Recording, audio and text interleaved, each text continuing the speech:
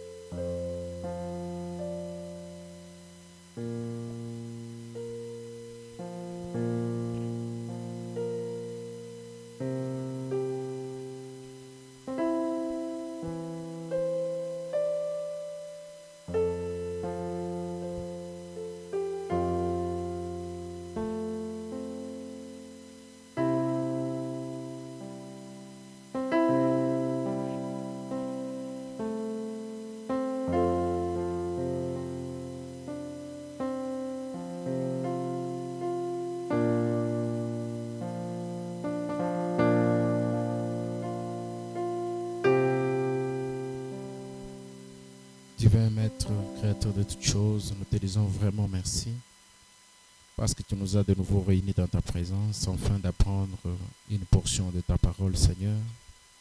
Nous demandons que ce soir soit un soir spécial et particulier. Nous demandons aussi, éternel Dieu de grâce, que tu puisses éloigner de nous les forces des ténèbres, les forces du mal. Que tu nous aides, Seigneur Jésus, pour que le travail que nous faisons, ô Dieu de grâce, puisse bénéficier à ton peuple, Seigneur Dieu de gloire, non seulement ce soir, mais tous les jours. Chaque fois que nous passons derrière cette chair, nous aimerions, Père éternel, que toi seul, tu puisses être le maître en contrôlant chaque situation et en bénissant ton peuple par la parole. Maintenant, Seigneur, nous voulons que tu nous parles, parce que, Seigneur Jésus, beaucoup de temps, nous avons toujours eu l'habitude de te parler, mais nous voulons aussi que tu nous parles. Nous allons rester tranquilles et te laisser parler, Seigneur Dieu Tout-Puissant. Nous voulons maintenant, Père, que tu puisses oindre ta parole. Oins-moi, oins, Seigneur Jésus, la foi de ceux qui vont entendre. Oins, Seigneur Jésus-Christ, notre entendement, nos oreilles, nos cœurs qui vont recevoir cette parole, Seigneur Dieu Tout-Puissant, et fait que nous puissions vraiment la recevoir avec tout empressement dans nos cœurs, comme un peuple assoiffé, surtout dans ces temps de la fin dans lequel nous sommes en train de vivre. Bénis-nous à travers celle-ci et guide-nous, Seigneur, parce que nous voulons connaître ta volonté, ton plan et tout ce que tu veux que nous fassions. Dirige nos pas, bénis-nous et conduis-nous dans les noms de Jésus-Christ. Amen. Amen. Ce soir, une fois, je vous salue dans les noms du Seigneur Jésus-Christ. Nous allons nous tenir debout pour lire la parole. Tutasimama ili tupate kusoma neno ya Mungu.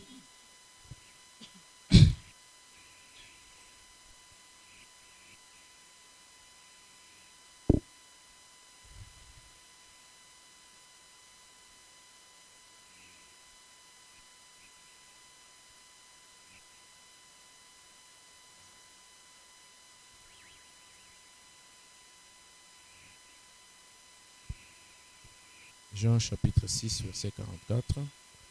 Yohani sura ya 6 mstari ya 34. Nul ne peut venir à moi si le Père qui m'a envoyé ne l'attire. Hakuna ule anaweza kuja kwangu kama baba ule ananituma asimukokote. Et je le ressusciterai au dernier jour. Na nitamfufua siku ya mwisho.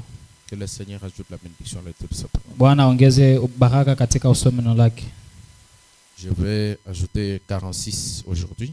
Tutaongeza 46 leo. 47 aussi. 47. Et je vais descendre comme cela là où je vais m'arrêter. Tashuka paka vile na pale pentasimamia. Il est écrit dans les Prophètes 46, c'est que nul n'a vu le Père sinon celui qui vient de Dieu. Na inaandikiwa kusema hakuna ule mwenyewe atamwona baba kama kuliko ule anatoka kwa Mungu. Est-ce que vous suivez la lecture? Eti mnafuata usomi? Nul n'a vu le Père sinon celui qui vient de Dieu. Na hakuna ule anaweza kuona baba kama aina ule anatoka kwa Mungu. Celui-là a vu le Père. Ule anamwona Mungu. au baba. En vérité, je vous l'ai dit, celui qui croit en moi a la vie éternelle. Kia ukweli namiambia ule ananyamini mimi eko na uzima wa milele. Vous dites amen à ça? Mnasema amina kwa ile? Ah, la vie éternelle. Eko na uzima ya milele. Je suis le pain de vie. Mimi ni mkate ya uzima. Vos pères ont mangé la manne dans le désert. Baba zenu walikula mana ndani ya jangwa Et ils sont morts. na walikufa. C'est ici le pain qui descend du ciel afin que celui qui en mange ne meure point. Ni hapa mkate inatoka kwa mbingu ili wote ule ataikula asikufe. Je suis le pain vivant qui est descendu du ciel. Niko mkate iliyo hai ilitoka mbingu. Si quelqu'un mange de ce pain, Mtu yoyote atakula hii mkate, il vivra éternellement. ataishi milele. Et le pain que je donnerai, Na mkate ile nitatoa c'est ma chair ni mwili wangu, que je donnerai pour la vie du monde. enyewe nitatoa kwa ajili ya uzima ya ulimwengu. Amen. Amina.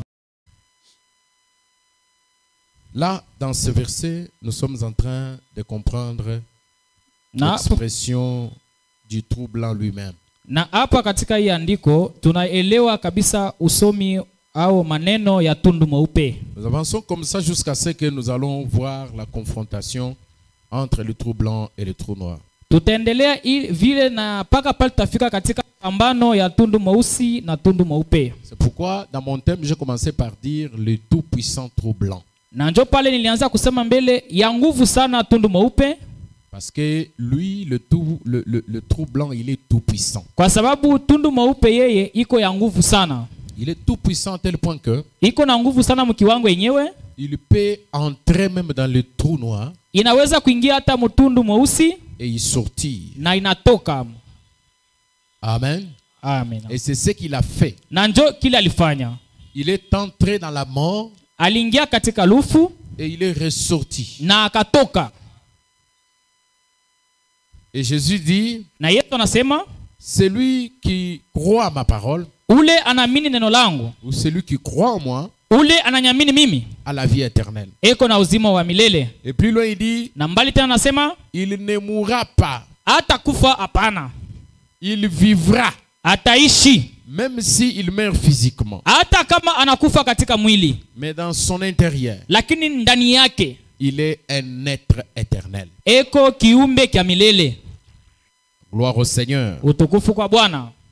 Frère Madame nous a dit, Ndugu Branham alituambia dans la puissance de transformation, ndani ya uwezo ya kugeuza, au paragraphe 38, Ubeti 36, il dit que le diable a créé un chaos au commencement. anasema shetani aliweka uharibifu kumwanzo. D'abord au ciel, Inaanzia kumbingu. il a créé son propre royaume, une séduction. Aliunda ufalme wake au utongozi. Et il a même réussi à séduire un groupe d'anges. Na aliweza kutongoza hata kundi fulani ya wamalaika. Et son nom c'était Lucifer. Na jina yake ilikuwa ni Lucifer.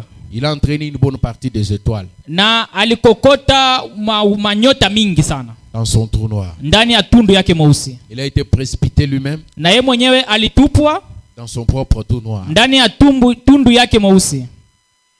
Il a créé, il est venu sur la terre, Alikuja pa dunia. qui avait été créée dans Genèse 1, Ile iliumbwa katika Mwanzo ya kwanza, verset 1. mstari wa kwanza. Cette terre qui était créée par Dieu. Hii dunia yenyewe iliumbwa na Mungu. Dieu, en la créant, avait donné une forme à cette terre. Mungu wakati aliumba alipatia umbo moja fulani hii dunia. Madame le dit dans la puissance de transformation là. Ndugu Branham anasema ndani ya uwezo ya kugeuza. Parce que Dieu ne peut pas créer quelque chose d'informe. Juu Mungu hawezi kuumba kitu kila kina na umbo. Quelque chose de chaotique. Kitu kia kuharibika. Non, il y a quelque chose qui s'est passé. Kuko kitu kile kilipitikana. Ça c'est Frère Branham. Ile ni ndugu Branham. Or, quand vous lisez Na japo wakati unasoma au chapitre 1 de la Genèse, katika sura ya kwanza ya Mwanzo, si vous le lisez comme un journaliste, kama unaisoma sa vile mpasha habari, vous allez lire ça en collant les deux versets comme si c'était une même histoire. Utasoma ile unachanga na mistari yote mbili sa vile ni hadithi moja. Mais au ministre qui m'écoute, Lakini kwa wahubiri wale wananisikia, cette écriture, hii andiko elle est en deux. iko mbili. Au commencement, Dieu créa les cieux et la terre. Hapo mwanzo Mungu aliumba mbingu na dunia. Point. Nukta. La terre était informe et vide. Na dunia haikukuwa na umbo na ilikuwa wazi. C'est un autre événement. Ile inakuwa ni tukio C'est ingine. une autre période de temps. Inakuwa ni kipindi kingine kia wakati. Parce que entre le moment où Dieu crée le ciel et la terre, Kwa sababu kuanzia ile wakati Mungu aliumba mbingu na nchi, et le moment où la terre devient informe et vide, na wakati yenyewe dunia inakuwa aina na umbo inabakia wazi, un combat a eu lieu au ciel. kulikuwa vita moja huko mbingu. Et Lucifer, qui avait déjà semé de la confusion, Na Lucifer mwenyewe alikuwa shaweka mvurugo, a été chassé, alifukuziwa, a été alitupwa. Et quand il est venu sur la terre, Na wakati alikuja kwa dunia, qui avait été créé par Dieu, dunia ile iliumbwa na Mungu, il a commencé à déformer la terre. akaanza kuharibisha dunia. Et la Bible dit, Na Biblia inasema il y avait des ténèbres. kulikuwa giza. Dieu n'est pas l'auteur des ténèbres. Mungu ana mwenye aliweka giza. Est-ce que nous sommes ensemble? Ili tuko pamoja? Il y avait des ténèbres au-dessus de la terre. Kulikuwa giza sana pa dunia. Et vous allez remarquer aussi, Na utaona tena, qu'en continuant, mkuendelea, Dieu fit la séparation Mungu aliachanisha. entre la lumière et les ténèbres. Aliachanisha giza na nuru. Là, nous sommes au verset 4. Pale tuko mstari wa 4. Mais revenons au verset 2. Turudie mstari wa 2. Dieu arrive. Mungu anafika. Il trouve la terre informe. Anakuta dunia aina na umbo. Mais comment la terre est-elle devenue informe? Namuna gani dunia ilikosa umbo? Parce qu'en fait, lorsque un astre ou un objet spatial commence à descendre ou à être entraîné dans un trou noir, Juu wakati yenyewe kitu kimoja kia anga kama kinaweza kuingia ndani ya tundu mweusi, je vous ai dit que la première chose qui arrive, c'est la déformation. nilimiambia kitu kia kwanza kinafikaka ni kuiharibisha La mbele. terre était en train d'être déformée. Dunia ilikuwa inaharibishwa. Elle était informe. Haikukuwa na umbo. Quelque chose de bizarre. Kitu kia bovyo. Quelque chose de chaotique. Kitu kenyewe akina kizuri kumancho. Et vide. Na amuna kitu Et ndani. les ténèbres étaient dessus. Na giza ilikuwa juu yayo. C'était Satan et ses démons. Ilikuwa ni shetani na mampepo yake. Et qu'est-ce que Dieu fait? Na Mungu anafanya nini? Au verset 3, Mstari wa 3. la première chose que Dieu fait, c'est de parler. Kitu kia kwanza kitu Mungu alisema alifanya ni kunena. La parole a un pouvoir de transformation. Neno iko na uwezo ya kubadilisha.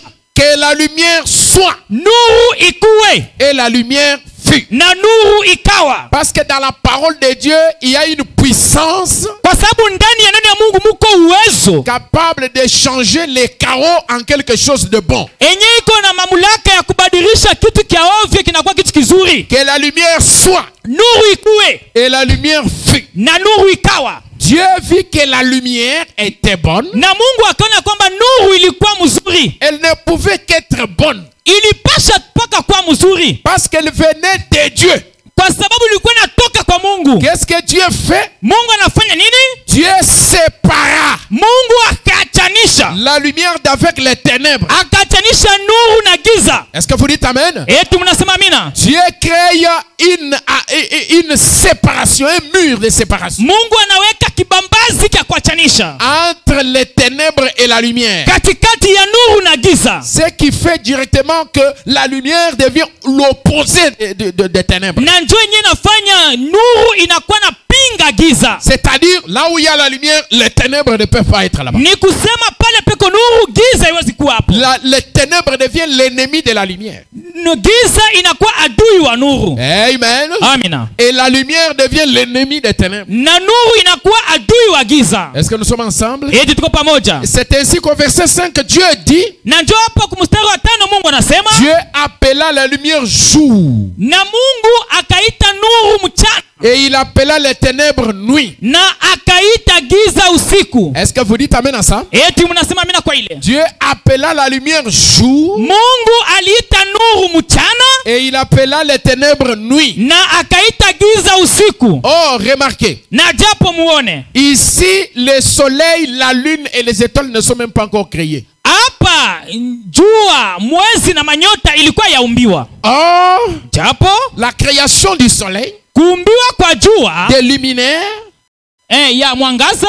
C'était au 4e jour. Ilikuwa ni msiku ya 4. C'est là que Dieu commence à créer les luminaires. Na ndio hapo Mungu anaanza kuumba vitu vya kuleta mwangaza. Dieu commence à dire Mungu anaanza kusema qu'il y ait des luminaires, je suis au verset 14. Kukuwe vitu vya kuleta mwanga, mstari wa 14. Dans l'étendue du ciel.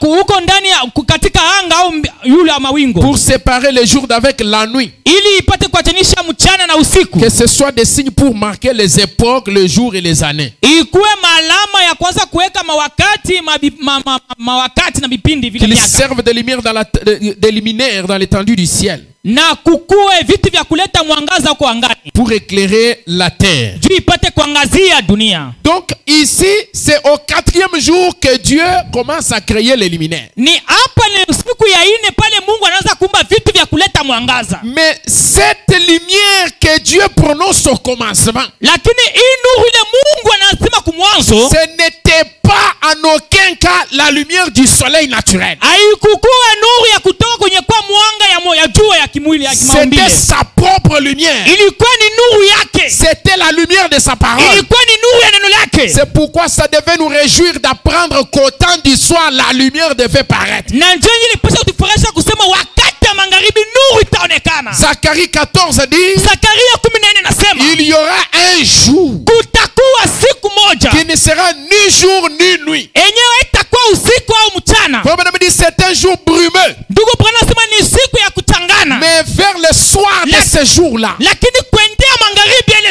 siku. Vers le soir. Kuendea magharibi. Au temps où nous vivons. Wakati tuko naishi. Au temps du coucher du soleil. Wakati ya kulala kwa jua. À l'ouest. Kumagharibi. Vers la fin du parcours du soleil. Kula mwisho ya mwendo ya jua. La lumière paraîtra. Nuru itaonekana. Pour chasser les ténèbres. Ili ipate kufukuza giza. Pour chasser la difformité. Ipate kufukuza pour chasser la confusion. Ifukuze mfukuko. Pour chasser les dénominations. Ifukuze masehebu. Et établir le véritable lieu d'adoration pour aujourd'hui. Et aujourd'hui, ce lieu-là est unique. Est-ce que nous sommes ensemble? Merci Seigneur Jésus.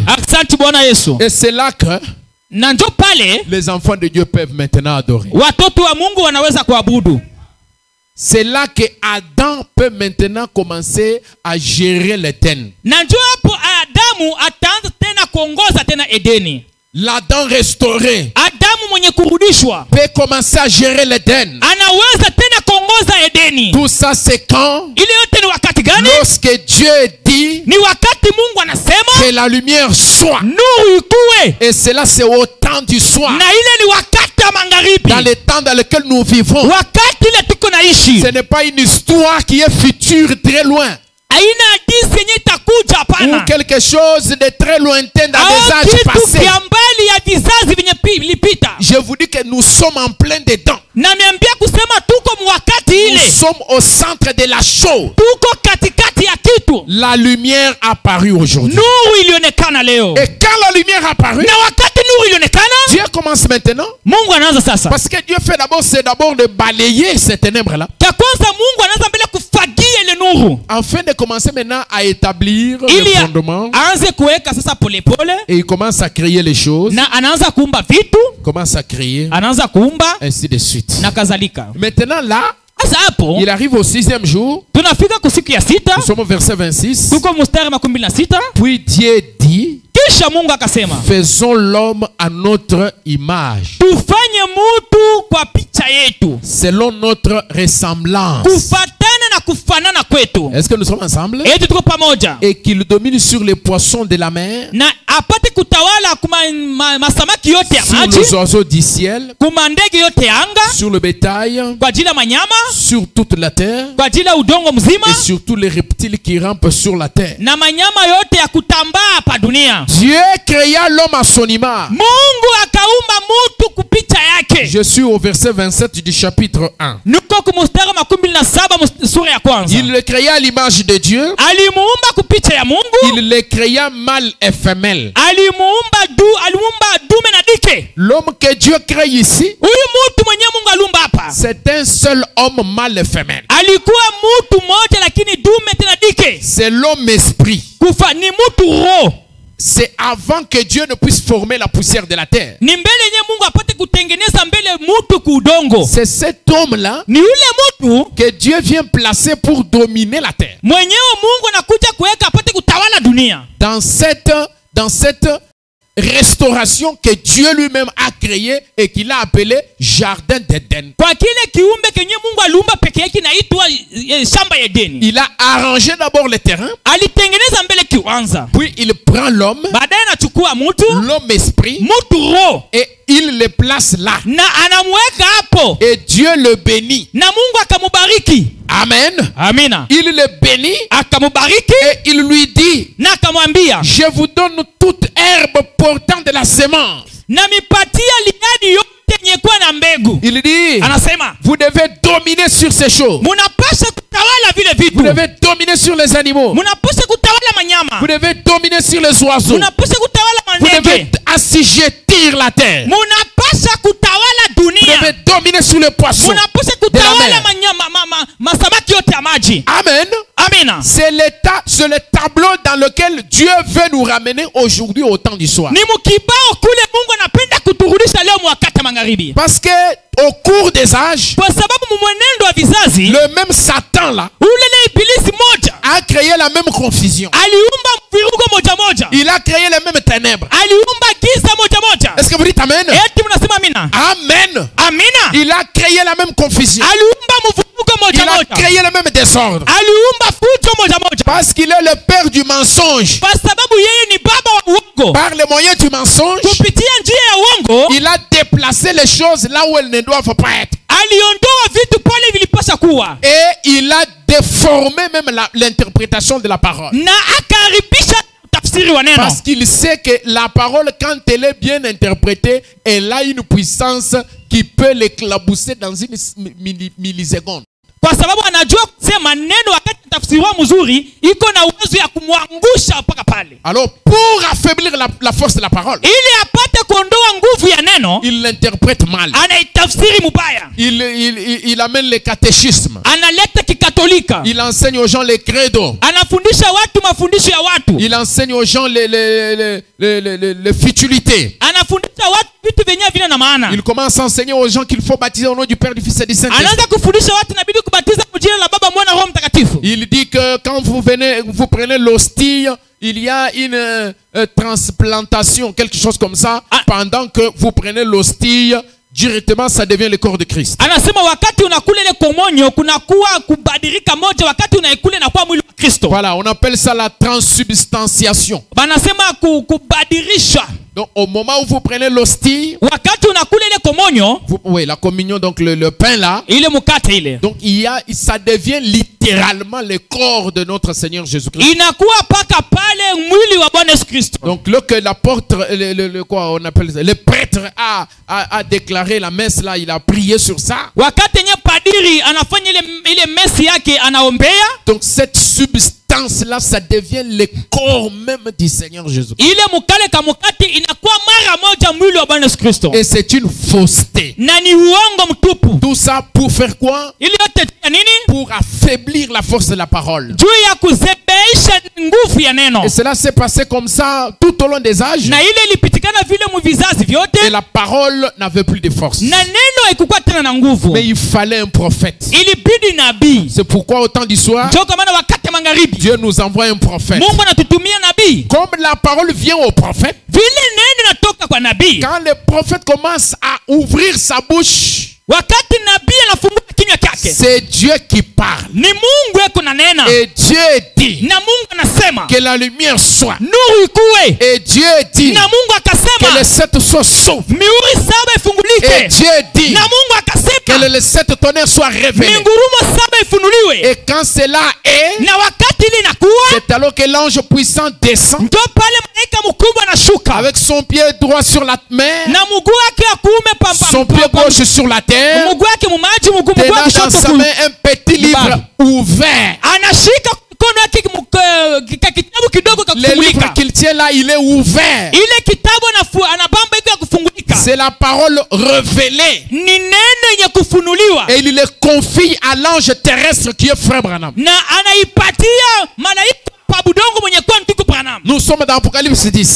Tuko Mfunuo 10. Et quand cela s'est fait, Na wakati ile nafanyika, la Bible dit, Biblia inasema il commença à prophétiser. akaanza kutabiri. Il dit, tu dois à nouveau prophétiser sur beaucoup de nations. Anasema inabidi utabiri tena juu ya mataifa mingi. Je suis à Apocalypse 10, 8. Nuko Mfunuo 10:8. Et la voix que j'avais entendue du ciel Na sauti nilisikia toka mbingu me parla de nouveau et dit, va prendre le petit livre ouvert dans la main droite de l'ange ikasema nami tena ikasema chukua kile kitabu kenye kufunguliwa kwa mikono ya qui malaika se tient debout sur la mer sur la terre. mwenye anasimama bwima pa udongo na pa maji. J'allais vers l'ange en lui disant de me donner le petit livre.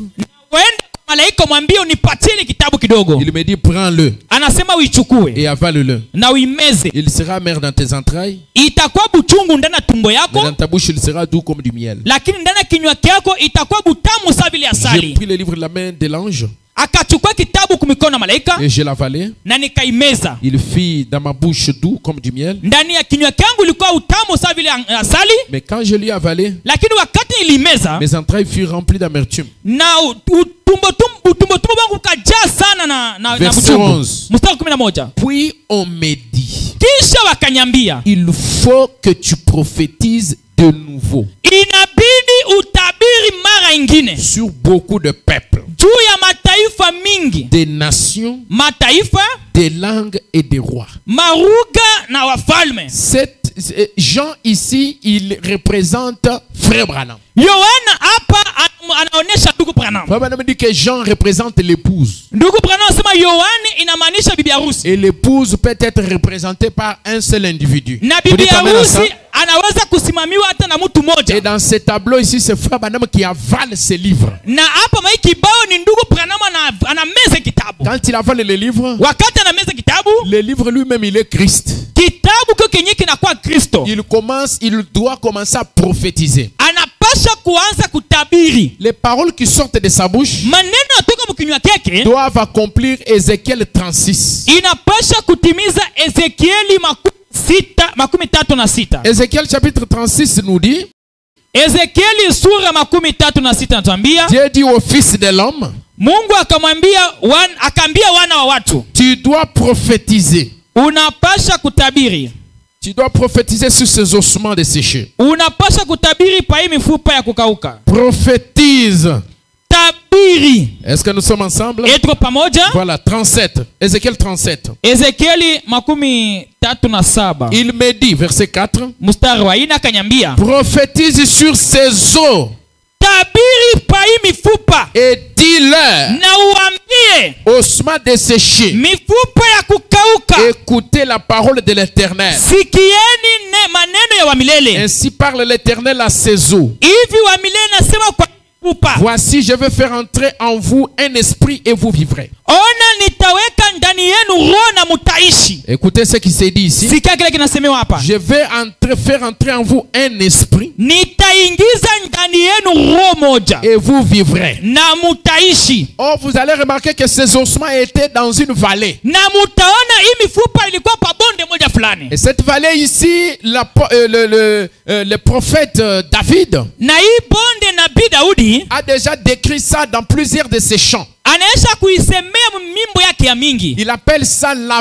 vallée de l'ombre de la mort. Anaita ile bonde ya kimvuli ya mauti. Donc c'est pour vous dire, Nijua kuniambia, même si vous êtes déjà tombé dans la mort, hata kama ushakuanguka mu mauti ya mulufu, le trou blanc, lui, il est tout puissant. tundu mweupe iko na uwezo sana. Il a la possibilité de vous faire rajeunir. Iko na maeneo ya kukurudisha kijana. Il est tellement tout puissant Iko na uwezo sana, qu'il peut vous restaurer. anaweza kukurudisha tena. Les ossements dont on parle ici sont dans la vallée. Mifupa iko nasemewa hapa iko ndani ya bonde. Ils ne sont pas sur le sommet de la montagne. Haina kuchongwa mlima. Ils sont dans la fosse. Iko mushimo. Ils sont dans le trou de la mort. Iko mutundu ya mauti. Et souvenez-vous, Nakumbukeni, ces ossements autrefois étaient des êtres vivants. hii mifupa mara ingine ilikuwa ni viumbe vilio hai. Quelqu'un peut-il dire amen? Mtu anaweza kusema amina? Est-ce que vous comprenez la profondeur de la parole? Eti mnaelewa upana wa neno? C'était des êtres vivants. Walikuwa viumbe vilio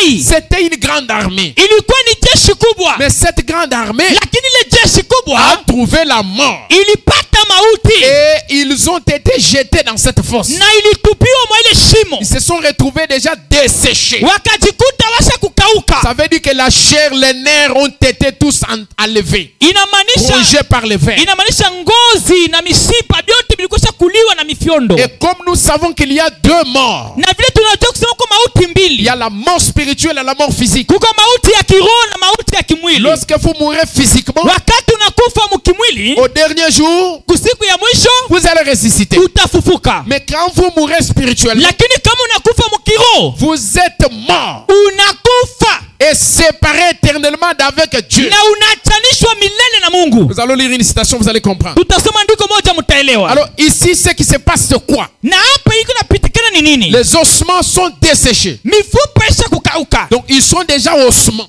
Isha bakia mifupa. Ce qui fait la vie n'est plus en elle. Kile kinafanya uzima haina ndani yao. Il n'y a plus de vie, il n'y a plus de respiration. Hamuna tena uzima, hamuna tena pumzi. Donc une personne qui est complètement sèche. Mtu ule mwenye kwa wa kukauka. Une personne qui autrefois était vivant. Mtu mwenye alikuwa mara nyingine hai. Mais cette personne se trouve dans la vallée de la dénomination. Lakini huyu mtu anajikuta mbonde ya madhehebu. Plein dans le péché. Mwenye kujazwa na dhambi. Séparé d'avec Dieu. Mwenye kuachanishwa na Mungu. Mort complètement. Mwenye kufa kabisa kabisa. Mais une possibilité est donnée. Lakini njia moja iko mbele yake. Dieu dit au prophète, Mungu akaambia nabii, fils de l'homme. mwana wa mtu. Oh, nous savons que dans cet art, Na tunajua kama kizazi Jésus-Christ doit travailler dans un ministère du fils de l'homme. Yesu Kristo anapaswa kutumika katika huduma ya mwana wa mtu. Il a trois noms de fils. Eko na majina tatu ya wana. Fils de Dieu, Mwana wa Mungu, fils de David mwana wa Daudi et fils de l'homme. na mwana wa mtu. Frère Branham dit, Ndugu Branham anasema fils de Dieu, mwana wa Mungu c'est au cours des arts. ni mwenendo wa vizazi. Fils de David, Mwana wa Daudi c'est quand il viendra dans son règne millénaire. ni wakati atakuja mutawala wake wa miaka 1000. Et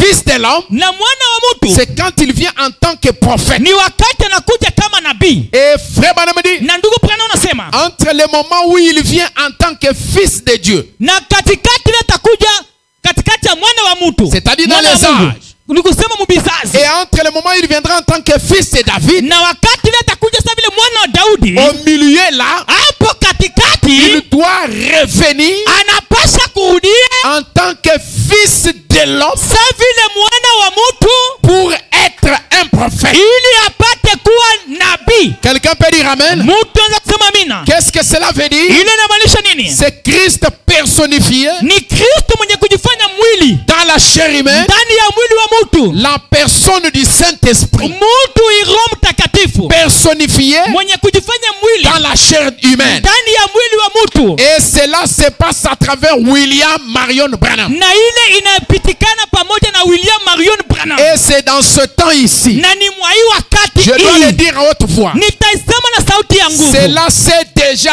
accompli. Ile isha kutimilika. Nous sommes en plein dedans encore une fois de Tuko plus. ndani kabisa kabisa ya kile kitu. Et ici Dieu Na hapa Mungu dit au fils de l'homme, anaambia mwana wa mtu, pas au fils de David, hapana kwa mwana wa pas au Daudi, fils de Dieu. hapana kwa mwana wa Il Mungu. parle au ministère du fils de l'homme. Anasema kuhuduma ya mwana wa mtu. Ézéchiel 37. Ezekieli Il dit 37. prophétise. Anasema tabiri. Ça prend directement relation avec Apocalypse 10:11. Inachukua kabisa inakuwa pamoja na Ufunuo 10:11. Qu'est-ce qu'Apocalypse 10:11 dit pour rafraîchir la mémoire? Kitu gani kenye Ufunuo 10:11 nasema ili tupate kurudia mwakili yetu? Il me dit, Akanyambia, il faut que tu prophétises de nouveau inabidi utabiri mara ingine sur beaucoup de peuples, juu ya watu wengi, des nations et des mataifa langues na malugha et des rois. na mafalme. Il faut que tu prophétises de nouveau. Inabidi utabiri tena. Est-ce que quelqu'un peut dire amen? Eti mtu anasema amina. Sur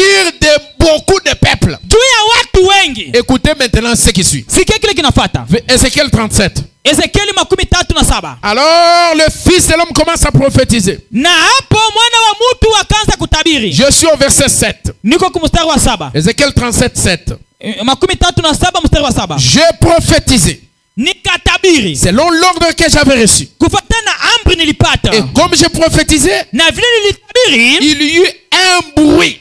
kulikuwa kelele moja, Et voici, il se fit un mouvement. naona kukakuwa matingiziko, Et les os s'approchèrent les uns des autres. na mifupa ikaanza kukokotana, inakusanika moja na mwingine. Ça, c'est l'onction de l'amour fraternel. Ile inakuwa ni kazi ya tema upendo ya kimungu ya kindugu. C'est un rassemblement. Ilikuwa ni makusanyiko, C'est une attraction. ni ukokoto. Cette attraction fait que Ile mkokoto inafanya les bras qui étaient à 3 mètres du mkono corps ilikuwa kumeta tatu kule et kaskazini, attirés tout près du corps. inakokota na mwili, La jambe qui était à 5 mètres na mkulu yenye kumeta tano est attirée près du corps. inakokota pembeni ya Il mwili. y a une puissance centrifuge. Kunakuwa uwezo moja ya kuiunganisha, Et pour chaque corps, na juu ya kila mwili cette puissance s'exerce ile uwezo iko natumika dans un terrain déterminé. pahali moja penye kuwekwa. D'abord, c'est le rassemblement des corps. Ni kusema ni kukusanisha mbele mili, Ce sont des ossements qui sont en train de se nouer. ni mifupa yenye iko naungana. C'est-à-dire, Ni kusema la main qui était chez Elda,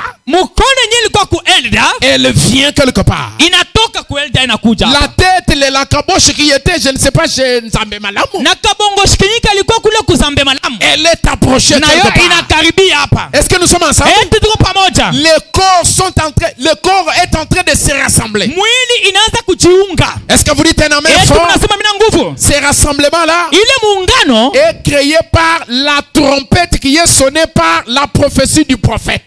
inakuja kupitia parapanda, inalia kupitia matabiri ya nabii. Vous ne savez pas comment vous êtes venu ici? Mi hamujui vile mulikuja hapa. Personne ne peut m'expliquer comment. Hakuna mtu anaweza kunifasiria. Qu'est-ce qui a fait que vous, Kitu gani kilifanya wewe parmi tous vos frères, katikati ya ndugu zako dans wote votre famille, ndani ya familia yako personne ne croit le message? hakuna ule naamini ujumbe? Mais qu'est-ce qui a fait que ça soit seulement vous? Kitu gani kilifanya ikuwe mpaka wewe? Pourquoi seulement moi? Kwa nini mpaka mimi? Pourquoi seulement toi? Kwa nini mpaka wewe? Pourquoi seulement toi? Kwa nini mpaka wewe? Quelqu'un peut dire pourquoi seulement moi? Mtu anaweza kusema kwa nini mpaka mimi? Pourquoi seulement moi? Kwa nini mpaka mimi? Alléluia. Haleluya! C'est une force attractive. Ni nguvu ya mkokoto. Le trou blanc est en action. Tundu mweupe iko mkazi. C'est pourquoi le trou blanc, Ndio kwa maana tundu mweupe il reste tout puissant. anabakia na nguvu sana. Malgré que c'est dans la vallée, Ijapokuwa ni ndani ya bonde, le trou blanc va même là-bas. tundu mweupe inaenda kufika mule. Il a dit, Alisema j'ai le pouvoir niko na de uwezo donner ma vie. ya kupeleka uzima J'ai le wangu. pouvoir Niko na uwezo de la reprendre. ya kuichukua tena. C'est-à-dire, Maana yake pendant que le diable est en train de fêter, wakati yenyewe iko nafanya feti, le diable fête. shetani iko Il dit, mkaramu, oh, j'ai eu le Fils de Dieu. anasema nilipata mwana wa Mungu. Maintenant, c'est la mort. Sasa ni mauti, Je l'ai tué. nilimuua. Non, c'était un jeu de toucher joué. Hapana, ilikuwa ni mchezo ya kugusa Et ce cheza, jeu-là avait comme principe, na ile mchezo ilikuwa na amri, celui qui perd, c'est celui-là qui gagne. ule mwenye iko napoteza ndio ule iko na wina. Jésus a donné sa vie. Yesu alipeleka mauzima Il a wake, perdu sa vie. alipoteza uzima Il wake, est allé jusque dans le séjour de mort. alienda mpaka pahali pa Mais il wafu, avait le pouvoir du trou lakini blanc. alikuwa na uwezo ya tundu mweupe. Il pouvait donner sa vie. Alipaswa kupeleka uwe nguvu Il pouvait aussi uzima la wake, na répandre. alipata na kuchukua. Alléluia.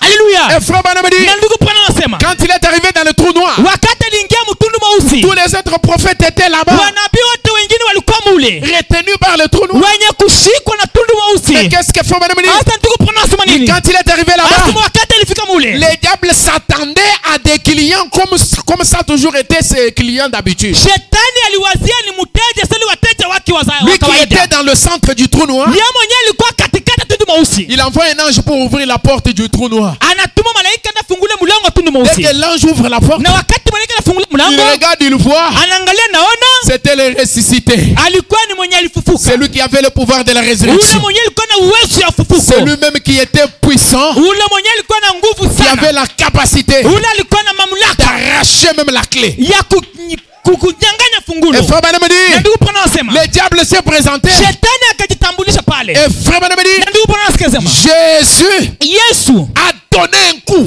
alimpatia ngumi, fatal au diable. ngumi ya nguvu kwa shetani, Et il a arraché la clé de la ceinture du diable. akanyanganya funguo kumukaba shetani. Et Frère me dit, Na ndugu Bwana anasema il a arraché la clé akanyanganya funguo du séjour des morts. ya mali ya wafu. Il a enfermé le diable. Akamfunga shetani. Et il a attaché la clé. Na akachukua Il funguo. est ressorti. Akatoka. La clé du séjour des morts Funguo ya mali ya est wafu entre les mains de notre yuko Seigneur. kwa mikono ya Bwana wetu. C'est pourquoi Joko mani quand il quitte là-bas, wakati tuko pale il va dans une autre section. anaenda mkiungi mungambo ingine Toujours dans le trou noir. mpaka mtundu Parce que mweusi. faut me dire que les morts, même les saints et tout cela, ils allaient tous dans ce qu'on appelait Le paradis. le séjour des morts. Na wale wote walikuwa nakufa zamani walikuwa na pahali ya wafu. Et il y avait un côté qu'on appelait paradis Na kulikuwa ngambo moja wanaita paradiso et un côté qu'on appelait abîme. na ngambo ingine wanaita shimo. Mais tout ça, c'était dans le séjour des morts. Na ile yote ilikuwa mumbali ya wafu.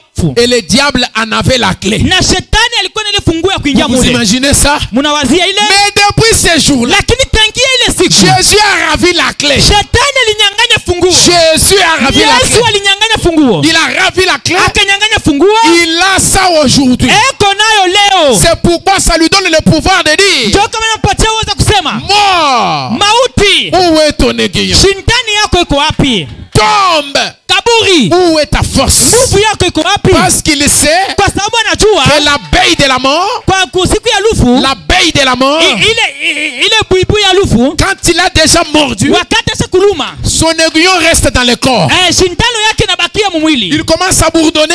Anaanza kunguruma, Il peut venir jusqu'à votre oreille. anaweza kuja hata kusikio Il yako, peut même devenir dans votre oreille. anakuja hata mulito yako, Il peut venir autour de votre anaweza tête. kuja Il ne va rien faire. hatafanya kitu, C'est simplement le bourdonnement. ni mpaka tu mulio tu, Il ne peut plus rien faire. hatafanya tena kitu. Est-ce que vous dites amen? Etu mnasema amina? C'est pourquoi Jésus dit: Ndio kama Yesu anasema celui qui croit en moi ule ananiamini mimi ne mourra jamais. hatakufa kamwe. Même s'il meurt, Hata kama nakufa c'est physiquement, ni mkimwili, mais il va vivre éternellement. lakini ataishi milele. Je peux dire et entendre un amen. Naweza kusema na kusema Est-ce que amina. je peux entendre un amen? Naweza kusikia amina. Gloire au Seigneur. Utukufu kwa Bwana.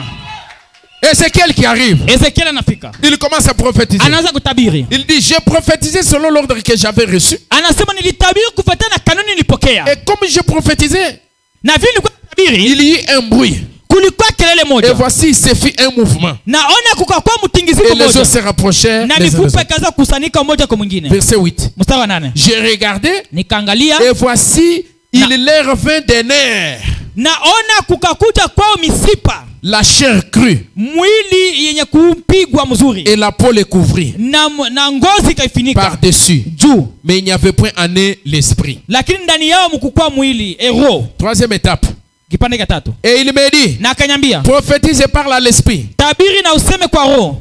Prophétise, Tabiri fils de l'homme, mwana wa mtu, et dis à l'esprit: na waambie roho, ainsi parle le Seigneur hivi Bwana anasema l'Éternel. wa milele, Esprit, roho viens des quatre vents, kuja kando kando yote ya ulimwengu, souffle sur ces morts upate kuingia ndani ya uhumufu et qu'ils vivent. na apate kuishi. J'ai prophétisé selon l'ordre qui m'avait été donné. Nilikuwa natabiri kufuatana na kanuni walinipatia, Et l'esprit entra en eux na roho ikaingia ndani yao, et ils reprirent vie. na wakachukua tena uzima, Et ils s'étaient sur leurs pieds. na wakasimama wima. Et c'est là que faut me dire. Na njoo hapo ndugu Bwana anasema, Et plutôt la Bible dit: inasema c'était une armée nombreuse. ilikuwa ni jeshi kubwa Très nombreuse. kubwa sana. Les gens que le message du temps de la fin doit attraper, Watu wale wenyewe ujumbe wakati wa mwisho unapaswa kokota, ils sont nombreux. weko wengi, Ils sont nombreux. weko wengi. Amen. Amina. C'était une armée. Ilikuwa ni jeshi. Alors, faut bien me dire, Na ndugu Bwana anasema cette armée, ile jeshi c'est l'armée terrestre. ni jeshi hapa dunia, Et l'armée terrestre doit prendre le modèle sur l'armée céleste. na jeshi hapa dunia inapaswa kutumika kama jeshi ya mbingu. L'armée céleste, Jeshi ya mbingu, les astres de cieux, ile maastre ya mbingu sont vraiment dans une telle harmonie que si seulement l'un d'eux bouge, il y a un désordre dans tout l'univers. iko mapatano moja kusema kama moja yao natingizika, kuna kwa mfujo sana kule juu. C'est pourquoi il faut que chaque astre reste à sa place. Inabidi astre yote ikuwe nafasi yake. Est-ce que nous sommes ensemble? Tuko pamoja? Et alors, Na sasa quand ceci se passe, wakati hivi napitikana, cette armée se tient en place. ile jeshi inajiweka fasi moja. Une armée nombreuse. Jeshi kubwa venu par la prophétie inakuja kutokea mtabiri du ministère du Fils de l'homme. ya huduma ya mwana wa mtu. La puissance de régénération. Uwezo ya La kurudisha. puissance de restauration. Uwezo ya La kurudisha. puissance de la résurrection. Uwezo ya ufufuko. La puissance de transformation. Uwezo ya kubadilisha. La puissance de Dieu pour transformer. Uwezo ya Mungu juu ya kubadilisha. Paragraphe 38. Ubeti 38. Ce matin, je pensais à Genèse 1. Hii asubuhi nilikuwa na waza kwa ajili ya Mwanzo kwanza. Le monde était informe et vide et les ténèbres couvraient la terre. Dunia haikuwa na umbo na haikuwa na giza lifinika dunia Ce mzima. n'était rien d'autre qu'un chaos généralisé. Haikuwa kitu kingine kama sipokuwa kitu cha kuharibika. Pendant que ce monde était dans cette condition, Na kusemea juu ya dunia vile kama ile l'Esprit hali, de Dieu se mouvait au-dessus des eaux roho ya Mungu ilikuwa juu ya maji et tous les tableaux ont été changés, na mambo yote ikabadilika. passant d'un chaos général à un jardin d'Éden. Kutokea mkitu cha kuharibika kabisa kabisa inakuwa C'est shamba ça Edeni. la puissance transformatrice de Dieu. Ile ndio uwezo ya kubadilisha ya Mungu. Écoutez la déclaration pour laquelle j'ai répété ça. Sikia kile kenye nasemea hapa. Elle peut prendre quelque chose qui n'est rien Anaweza kuchukua kitu kenye kuwa bure kabisa et en faire quelque chose de merveilleux. na kufanya kitu kizuri. Donc quand nous prêchons ici, Ni kusema wakati unahubiri nous ne hapa, prêchons pas seulement pour vous faire du bien, atuhubiri juu ya kumifurahisha, mais c'est la prophétie. lakini ni utabiri. En disant, frère Branham dit, Mkusema frère Branham dit, ndugu et vous Branham, là-bas vous dites Amen. na pale mnasema Vous dites amina, Alléluia. unasema Vous haleluya, dites gloire à Dieu. unasema utukufu kwa Vous Mungu. recevez la prophétie du prophète. Muko napokea kutabiri kwa nabii. Donc ces choses-là, c'est pas seulement pour vous réjouir. Haina tu juu ya kumifurahisha, Mais nous sommes en train de faire une métamorphose lakini tuko nafanya mabadiliko moja fulani par la prononciation de la parole, kupitia kunena kwa neno, par la déclaration. kupitia maneno ya Mungu Ainsi dit le Seigneur, ya hivi Bwana anasema, sorti de la bouche du prophète. enye kutoka mkinywa cha nabii. C'est pourquoi un vrai prédicateur Ndio ne kama s'éloigne pas de l'ainsi dit le Seigneur dit par le prophète. Ndio kama na mhubiri wa kweli hawezi kutoka mwa hivi Bwana anasema yenyewe anasemewa na nabii. Il répète ce que disent les bandes. Eko narudilia kile kenyewe mikaba Parce nasema. que c'est ça la voix de Dieu pour aujourd'hui. Kwa sababu hii ndio sauti ya Mungu ya C'est leo. cette voix-là qui transforme. Ni ile sauti iko C'est nabadilisha. cette parole-là qui change. Ni ile neno iko nabadilisha. Et qu'est-ce qu'elle est capable de faire? Na iko na uwezo wa kufanya Elle nini? peut prendre quelque chose qui n'est rien. Anaweza kuchukua kitu kenye kuwa bure Oh, je kabisa. pense qu'il y a des gens ici qui ne sont rien. Na wazia kuko watu wenye kuwa bure Il y a hapa. des gens ici Na kuko watu qui hapa sont venus de leur famille wenyewe wanatoka mafamilia yao avec des paroles de malédiction na maneno malaana qui les accompagnent toute leur vie. yenye iko na wasindikiza maisha yao yote, Maudits même par leurs propres parents. wenye kulainiwa na wazazi yao. Une mère qui ne fait que dire à son enfant, Mama yuko naambia paka mtoto yake, toi tu es boulet, tu es rien. Tu n'es rien. wewe uko paka vile, utabakia Tu paka seras vile, toujours ivrogne dans ta vie. utabakia tu mlevi maisha yako yote. Quand je te regarde, Kawayak, Uko naangalia nini? Qu'est-ce que tu me ferais dans la vie toi? et c'était simple, mais cela a produit des effets sur votre vie. Ilikuwa mwepesi mkusema, lakini inaleta matukio maisha Mais yako. quand vous venez au message, Lakini wakati unakuja la mujumbe, puissance transformatrice uwezo ya kubadilisha peut prendre quelque chose inaweza kuchukua kitu qui n'est rien kenye kiko et bure en faire quelque chose de merveilleux. na kukifanya kitu kizuri. Cela a fait sa preuve dans les jardins d'Éden. Ile ileta hakikisho mshamba Edeni. Cela a fait sa preuve sur Ile Paul. ileta hakikisho kwa Paulo. Lui qui était Saul est devenu Paul. Yeye mwenyewe alikuwa Saulo akakuwa Paulo. Cela a fait sa preuve sur frère Branham. Ile ilifanya hakikisho kwa ndugu Branham. Regardez de quelle famille frère Branham est sorti. Angalia mfamilia gani ndugu Branham anatoka. Une famille honteuse. Familia ya aibu. Il est sorti comme d'un trou noir. Alitoka sasa vile mshimo mweusi. Dans une famille où tout le monde était ivrogne. Familia yenye familia yote mzima ni walevi. On propose de l'alcool à frère Branham. Banampatia ndugu Branham pombe. Frère Branham dit je ne bois pas. Ndugu Branham kunyaki.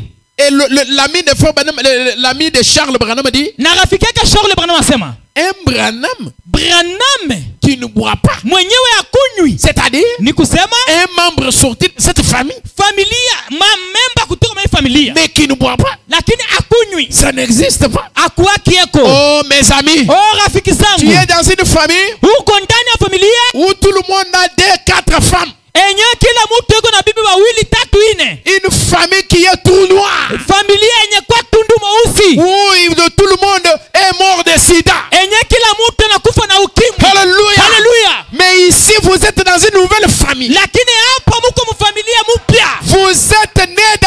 autre famille. unazaliwa mfamilia ingine. La parole vous dit, Neno nakwambia la puissance de transformation uwezo ya kubadilisha peut prendre quelque chose inaweza kuchukua kitu moja qui n'est rien kenye kuwa et bure en faire quelque chose de merveilleux. kufanya kitu kizuri. Toutes les paroles de malédiction Maneno yote ya laana n'ont pas d'effet haina na nguvu devant la puissance de mbele ya transformation. uwezo ya kubadilisha. Si vous le croyez, Kama unaamini il en sera ainsi. itakuwa vile. Si vous le croyez, Kama il en unaamini sera ainsi. itakuwa vile. Au commencement, Kule mwanzo Dieu dit Mungu que akasema la lumière soit nuru ikuwe, et la na lumière nuru fut. ikawa.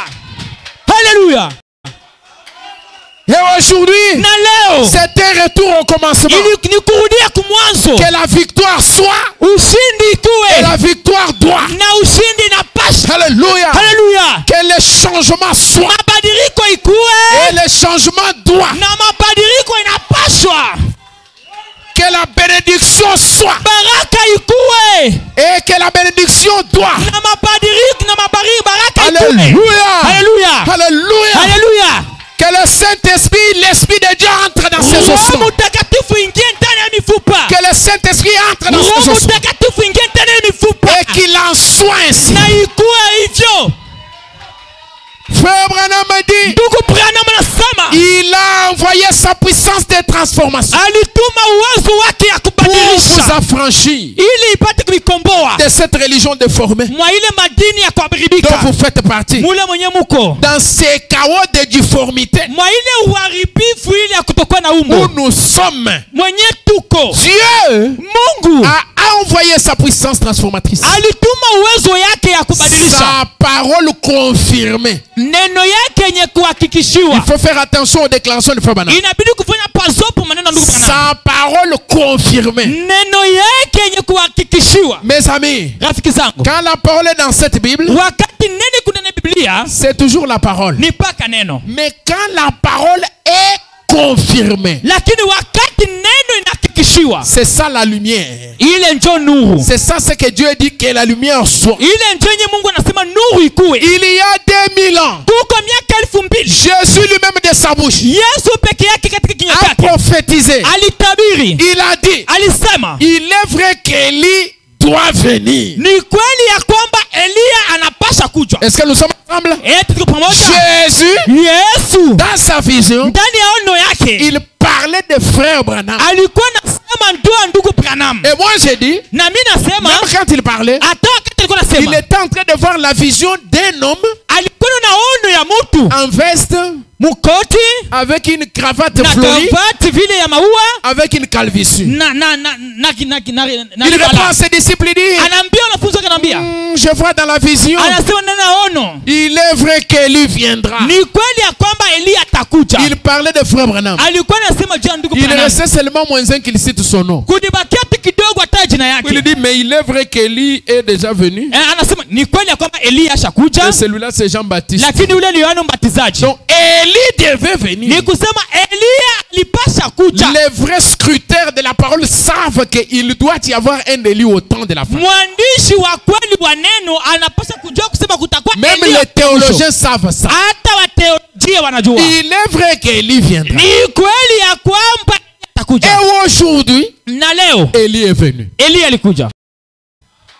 La parole a été prononcée. Neno ilinenwa, Elle est dans les écrits. iko ndani ya miandiko, Mais quand elle est confirmée, lakini wakati nahakikishiwa, c'est ça qui change les choses. ndio yenye iko nabadilisha vitu, C'est ça la puissance de ndio transformation. yenye ndio uwezo ya badilisho. Frère Branham dit, Ndugu wanasema sa parole confirmée, neno yake yenye kuhakikishiwa, confirmée, yenye kuhakikishiwa, prouvée, yenye kuhakikishiwa pour vous affranchir juu ya kumikomboa de cette déformation religieuse, mwa ile uharibifu ya de kidini l'ignorance dans laquelle vous marchez. na mukutokujua mwenye mnatembea, Nu, aveugle, misérable, vous ne le savez même pas. kipofu mwenye ole bunchi lakini haujui. Pensez-y, mes amis. Mwazi sasa rafiki Frère zangu. Branham dit, Ndio wanasema et ce que Dieu promet de faire, na kile Mungu anaahidi kufanya. je suis au paragraphe 245, la puissance de transformation. Niko ndani ya ubeti 215 uwezo ya kubadilisha. Ce que Dieu promet de faire, Kile Mungu anaahidi kufanya il le fera.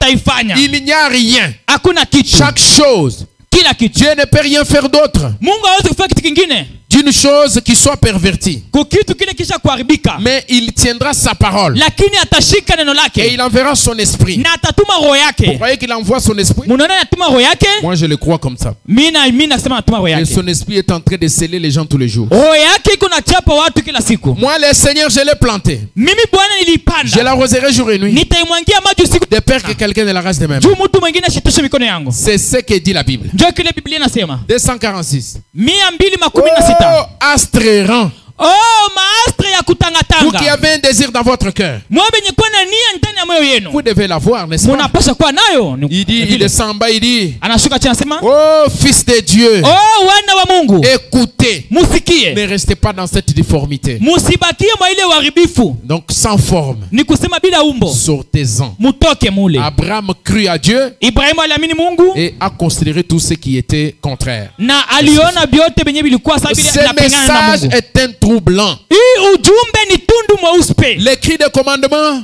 Malalamiko ya kuongoza c'est ce message. ni ujumbe. C'est pour rassembler. Ni juu ya kukusanisha. Quelle est cette attraction sur la montagne? Ni mkokoto gani kule kumulima? C'est Dieu confirma sa parole. Mungu akahakikisha neno lake. Amen. Amina. Il attire pour transformer. Eko na kokota juu ya Il kubadilisha. attire pour amener les nerfs, Eko na kokota juu ya kurudisha misipa. pour amener la chair. Juu ya kurudisha mwili. Amen. Amina. Les gens deviennent des carcasses, Watu banabakia kibiwiliwili. des étoiles de Dieu, Manyota ya Mungu.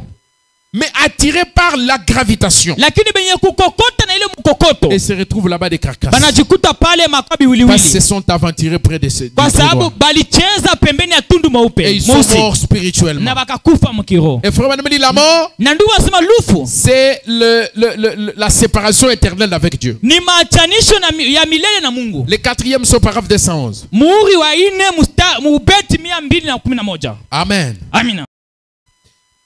Il dit, la 4e étape du cavalier. Anasema umbo ya 4 ya ule farasi mwenye mtembeza farasi. Regardez bien. Anasema La 4e étape de ce cavalier est appelée la mort. Anasema umbo ya 4 ya mtembeza farasi inaitwa lufu. La mort, ça veut dire la séparation éternelle d'avec Dieu. Kuachanishwa milele na Mungu. C'est ce que la mort veut dire. Ndio kile mauti inamaanisha. D'être séparé éternellement d'avec Dieu. Kuachanishwa na Mungu.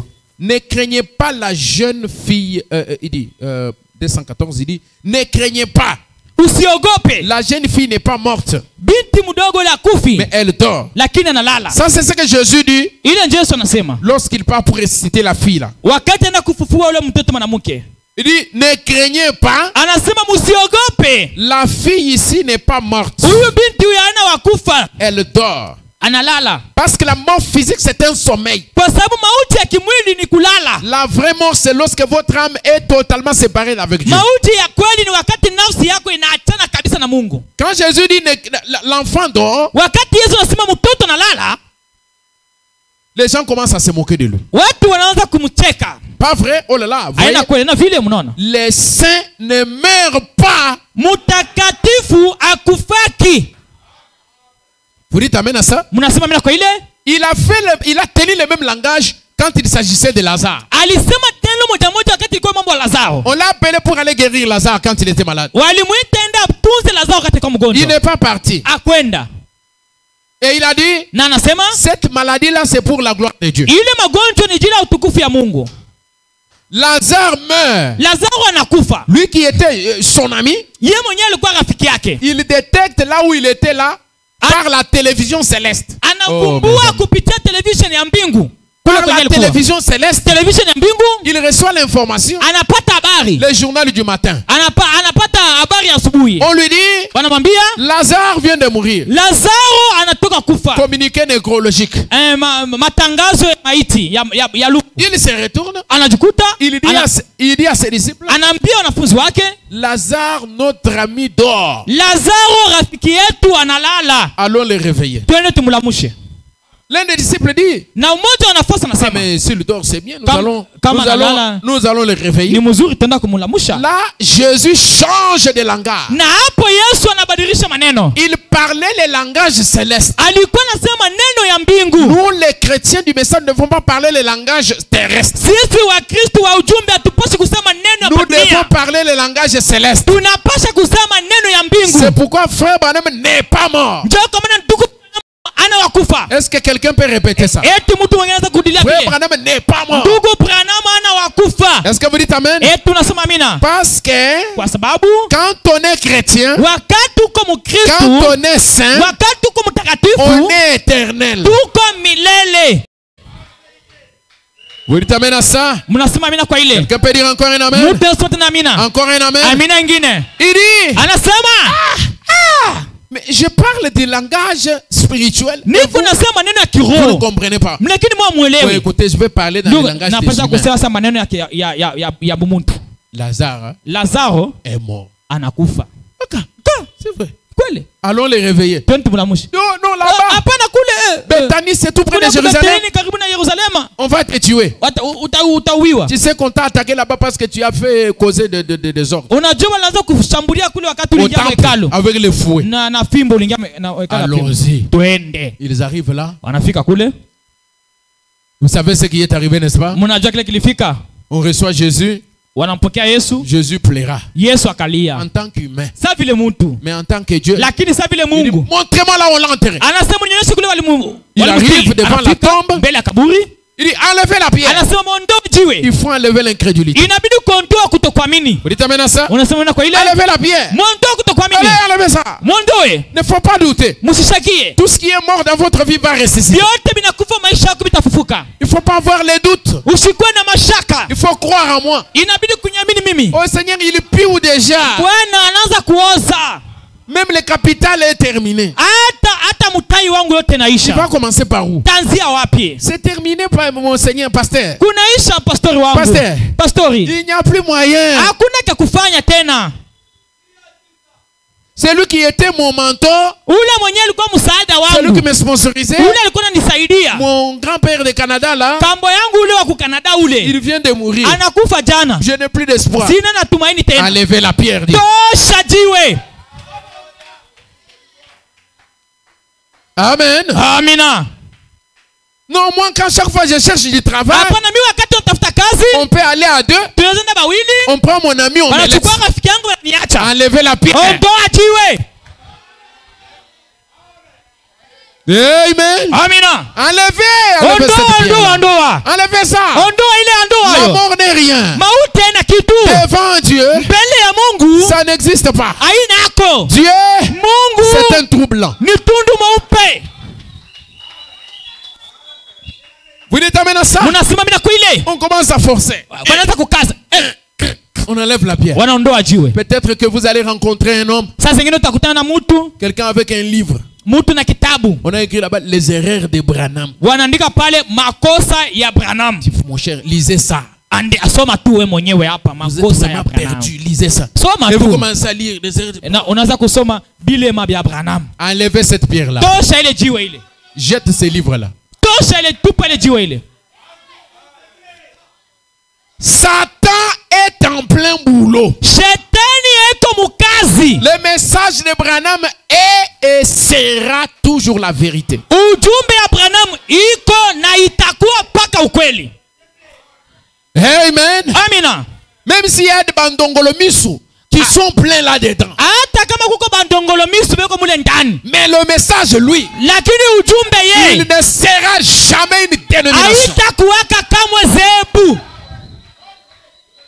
Amen. Amina. Le message Ujumbe reste la vérité. inabakia ukweli. La parole incontestable de Dieu. Neno yasipo kupinga ya Mungu. Amen. Amina.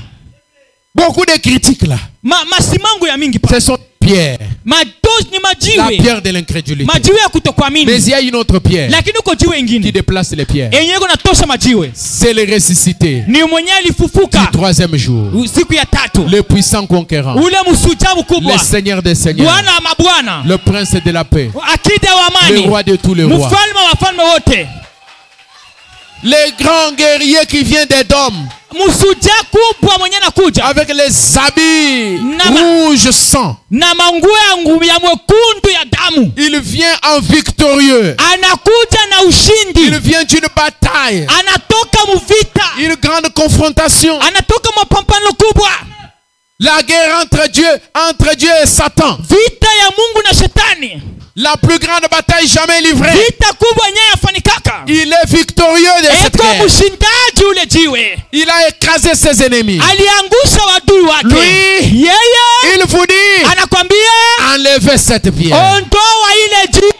Et quand on a enlevé la pierre, Na wakati wanaondoa jiwe, sa parole qu'il avait dit là-bas, là, neno yake ile alinena huko que kule. Lazare dormait, Lazaro alikuwa shakulala. c'est accompli. Il Ikatimilika. dit Lazare, Asema Lazaro, sors! toka. Amen. Amen. S'il avait seulement dit, Kama tu alisema mort, lufu, Bakoufwa, sortez. mwebafu mutoke. Donc tous les cimetières allaient se vider. Makaburi yote lipusa bakia wazi. Parce qu'il a ce pouvoir-là. Juu eko na ile mamulaka. Il a arraché Lazare, Alimutoa Lazaro. qui était déjà au fond même de la mort. Mwenyewe alikuwa ndani ya mauti. Tout espoir perdu. Hakuna tena tumaini. Et vous savez, Na mnajua, ça c'était juste une petite démonstration. ile ilikuwa ni kionyesho kidogo tu. Lorsqu'il meurt à la croix, Wakati anakufa msalabani, il dit, anasema tout est accompli. yote inatimilika. Vous savez ce qui est arrivé? Mnajua kile kilifika? Tous les saints de l'Ancien Testament Watakatifu wote wa Agano la Kale sont ressuscités. walifufuka. Est-ce que vous dites amen? Eti mnasema amina? Il y a eu des tremblements de terre. Kulikuwa mtetemeko wa nchi. Le voile du temple s'est déchiré. Pazia ya mwekalu lipasuka. La troisième partie du temple est devenue accessible Kipande cha tatu cha hekalu kinaweza kuonekana mbele à macho. tout celui qui est disposé. Kwa ule wote mwenye kwa tayari. Est-ce que quelqu'un peut considérer ça? Tuko mtu anaweza kubiwa na mafaa. Oh, gloire au Seigneur. Oh, utukufu kwa Bwana. Les rochers se sont fendus. Na miamba ikapasuka. Les tombeaux se sont ouverts. Makaburi ilifungulika. C'est pour montrer Ni juu ya kuonesha que la parole du Fils de l'homme, ya kwamba neno ya mwana wa mtu c'est une parole de la résurrection. ni neno ya ufufuko. Une parole du changement. Neno ya mabadiliko. Une parole de la transformation. Neno ya kubadilisha. Rien n'est impossible à lui. Hakuna kile kinashindikana kwake. Qu'est-ce qui t'empêche ce soir Kitu gani kinakushindisha de magharibi? sortir de ton trou noir? Ya kutoka mtundu yako mweusi. Créé soit par ton ou par ton grand ou arrière-grand-père. Enye inaumbwa na nkambululu wako. Un trou noir. Tundu mweusi. Créé par ton entourage. Enye inaumbwa na maeneo trou yako. noir. Matundu mweusi. Créé par Satan le diable. Inaumbwa na shetani Peu peke importe yake. qui a créé ce trou noir. Aizuru nani anaumba Peu tundu yako importe celui qui mweusi. a prononcé ces paroles qui vous en Aizuru font. nani mwenye alitenda na alisema nini na Ce soir, je kubadilisha. vous annonce Hii magharibi nakwambia. les troubles humains. Tundu mweusi yako pale. Le Seigneur Jésus-Christ, Bwana Yesu Kristo. l'objet d'adoration. Kitu cha kuabudu. Elohim le grand. Elohim mkubwa. El Elohim. Elohim. Le tout-puissant troublant. Mwenye kuwa na nguvu sana tundu mweupe. Il est le même hier, aujourd'hui, pour toujours. Eko ule jana leo na milele. Dans tous les détails. Mumafasirio yote. Dans tous les détails. Mumafasirio yote. Dans les moindres détails. Hata mtu mafasirio kidogo. Il est le même. Eko ule. Il est le même Eko ule dans sa compassion. muhuruma wake. Il est celui qui ressent notre compassion. Ni ule mwenyewe eko natusikilia huruma. Un souverain sacrificateur qui est touché par les sentiments de nos enfants. Mkoani mkubwa eko naguswa kupitia mambo yenyewe kunatuumiza sisi. Donc la mort physique n'est qu'un sommeil. Kukufa kwa kimwili ni busingizi. Ndio nasema La mort, la vraie mort, mauti ya kweli c'est la séparation d'avec Dieu. ni kuachana na Mungu. Qui est la mort. Mwenye kwa lufu. La mort éternelle. Lufu ya milele. Et c'est cet homme-là, Ni ule mtu il se nomme la mort. anaitwa mauti. Le quatrième cavalier. Ule mtembeza farasi. Tenez-vous loin de lui. Ukwe mbali naye. Ndio nasema Qu'est-ce qu'il est? ni nani? Un système organisé. Kitu kinye kutengeneza. Je suis dans le quatrième saut. Niko mumuri wa 4. Un système organisé. Kitu kinye kutengenezwa. Ndio nasema un système d'organisation. kitu kimatengenezo. Le premier. Kwanza. L'église organisée numéro 1. Kanisa yenye kutengenezwa ya Quand kwanza. il a adopté l'entendement de Constantin au concile de Nicée. Ibeba mawazo ya Constantin kule kumungano ya Nous avons parlé des femmes hier soir. Tulisema juu ya bana wake jana magharibi. Nous avons montré qu'Ève, la première épouse, avait avant même que son mari ne soit venu vers elle, tulisema kwamba awa bibi harusi wa kwanza mbele ya mume wake akuje kwake, elle est tombée. alianguka Parce qu'elle n'a pas cru la parole de Dieu. kwa sababu akuamini neno ya Mungu. En Éden. Kule kwedeni, L'épouse spirituelle qui est née de Christ, bibi harusi wa kiroho alizaliwa na Kristo le jour de la Pentecôte, siku ya Pentekosti, avant qu'il puisse venir vers elle, mbele ya Kristo akuje kwake. qu'est-ce qui s'est passé? Kitu gani Elle kilipikana? est tombée à Rome. Ilianguka ku Roma. Qu'est-ce? Ni nini? Elle a renoncé à sa vertu, Aliachilia au alikataa nguvu yake, la parole, neno, pour prendre des dogmes. juu apate kuchukua mafundisho ya Et kimuntu. frère Branham dit, Na ndugu anasema l'épouse des derniers jours, bibi harusi wa siku ya mwisho celle-ci ne tombera pas. ataanguka. Amen. Amina. Elle sera une épouse parole. Atakuwa bibi harusi neno. Gloire au Seigneur Jésus-Christ. Utukufu kwa Bwana Yesu Kristo. Alors, trois choses qui font tomber les enfants de Dieu. Sasa vitu vitatu viko naangusha watoto ya Mungu. C'est que nous avons parlé les dimanches. Kile tulisemea siku ya Mungu, Nous avons touché sur la femme, tuligusa kwa mwanamke, parce que là, j'avais sauté un peu. jupa niliruka hako, Je vais revenir sur l'argent, nitarudilia pa fedha, puis la popularité. kisha kavumu. Et si nous avons le temps, Na kama tuko na wakati, nous allons finir avec la femme tutamalizia na mwanamke et nous allons terminer. na tutamaliza. Frère Branham dit, Ndugu bwana wasema, dans le message, ndani ya ujumbe, l'histoire de ma vie, hadithi ya maisha yangu, paragraphe 18. ubeti 18. Frère Branham dit, Ndugu bwana wasema, nous pouvons lire 18. tunaweza kusoma 18, Nous lisons d'abord 19 avant de lire 18. tunasoma ile 19 bila kusoma 18. Il dit, voici trois choses, Anasema one vitu vitatu d'après le constat que j'ai en lisant sur les autres ministres. kufatana kuelewa kwenye niko na kusoma wahubiri wengine. Si jamais cela s'empare d'un prédicateur, Kama tu ile kia mhubiri il va parler des prédicateurs, des ministres et tout ça pour ces trois choses. atasemea juu ya wahubiri kwa hivi vitu vitatu, Mais cela est applicable sur tout enfant de Dieu. lakini ile iko natumikishwa kwa kila mtoto wa Mungu. Et nous devons veiller, surveiller. Chacun connaît sa faiblesse. Donc ce sont les trois choses que Frère Branham, l'aigle de ce jour, a ciblées.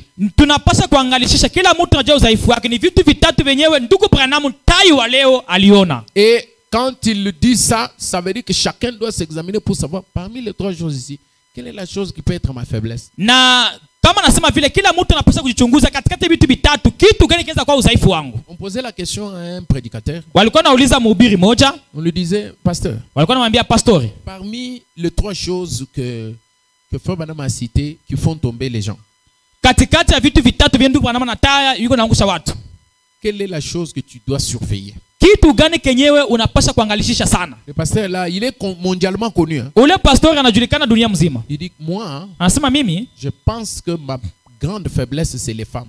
anasema mimi nawazia udhaifu wangu kubwa ni wanawake. J'aime beaucoup les belles femmes. Napenda sana wanawake wazuri. Alors c'est une chose sur laquelle je dois beaucoup surveiller. Ni kitu kenye napaswa kuangalishisha mzuri. Et je surveille beaucoup ça. Na niko na kiangalishisha sana. Parce que c'est ça mon maillon faible. Na njo pafasi pangu pa dhaifu. Alors nous sommes les étoiles de Dieu, n'est-ce pas? Tuko manyota ya Mungu na vile. Et pour éviter d'aller glisser dans le trou noir Na juu tupende twende tupitie patundu mweusi et de tomber dans la mort, na kuanguka mulufu, nous devons vérifier les entrées du trou noir, les chemins qui conduisent vers le trou noir. tunapaswa kuangalia mzuri manjia iko napeleka kutundu mweusi. Et Frère Branham dit, il y a trois grands accès Ndugu Branham anasema kuko milango tatu kubwa qui peuvent faire que quelqu'un puisse se retrouver tombé enye itaweza kujikuta mtu anaanguka et mort na anakufa spirituellement. mukiro.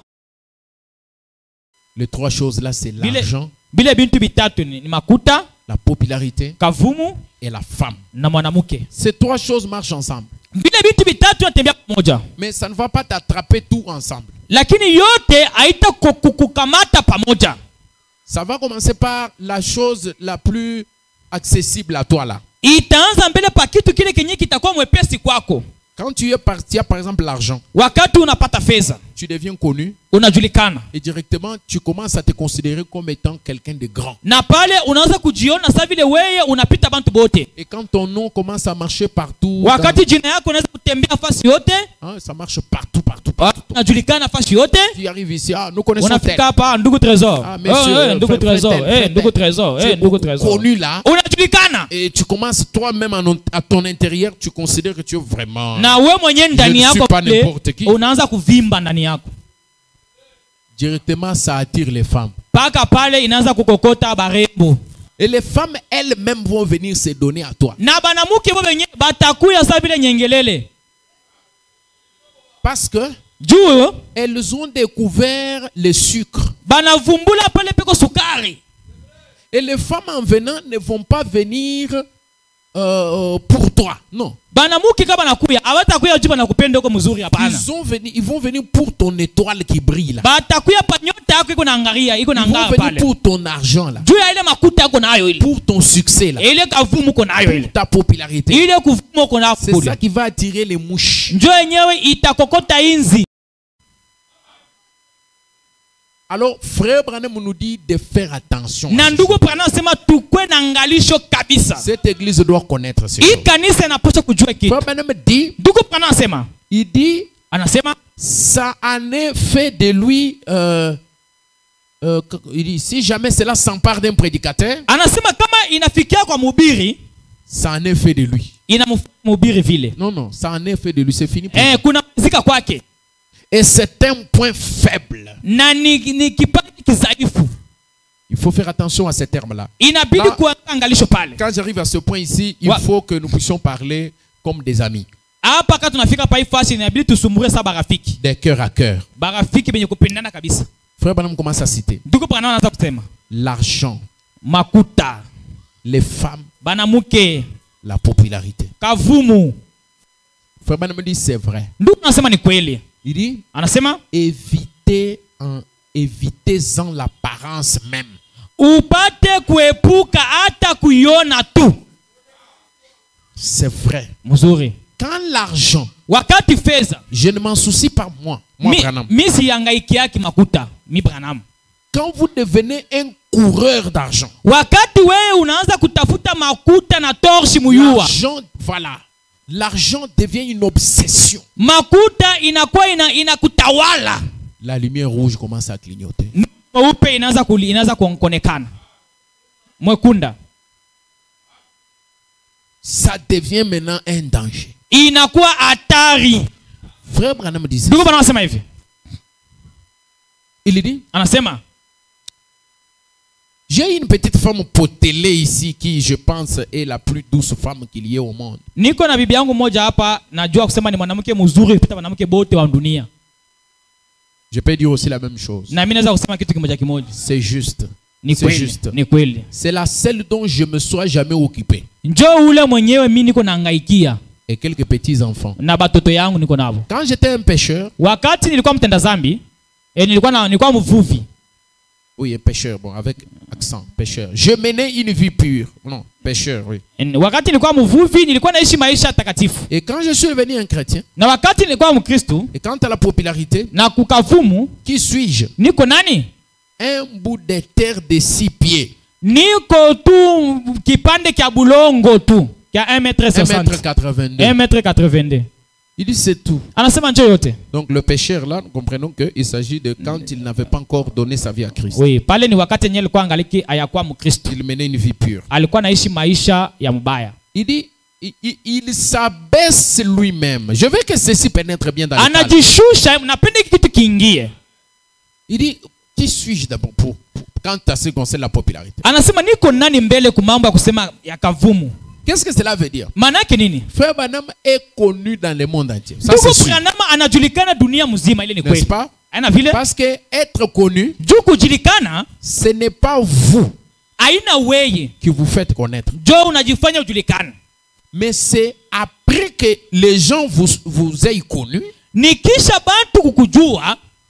Parce que Dieu, quand il élève quelqu'un, tout ce qui peut arriver, c'est que le monde entier va avoir les yeux sur lui. Na wakati Mungu anainua mtu, kinyi kitafika ni dunia mzima itaanza Il n'y kuangalia a pas ule moyen moto. d'éviter ça. Hakuna namna ya kukatala. Dieu a élevé Moïse. Mungu alinua Musa. Et ça s'appelle être populaire. Inaitwa kujulikana kwa bantu bamingi. Mais tomber dans la popularité, c'est quoi? Lakini kuanguka mukavumu ni nini? C'est par rapport à la disposition de votre cœur face à cette élévation. Ni kufatana na musimamo ya roho yako mbele ya kule kuinuka. Soyez très attentifs. Mukwe na usikilivu. Quand vous devenez connu là, Wakati unajulikana pale, dans votre cœur, vous commencez à dire, oh, ndani ya moyo wako unaweza kusema, comme par exemple telle habitude, quand même je ne peux pas continuer avec cette habitude parce que je suis déjà quelqu'un. juu ya hii tabia si pendele tabia juu nishakuwa muntu fulani. Moi je suis un chrétien. Nishakuwa Mkristo. Plutôt un grand homme. Nishakuwa mtu munene.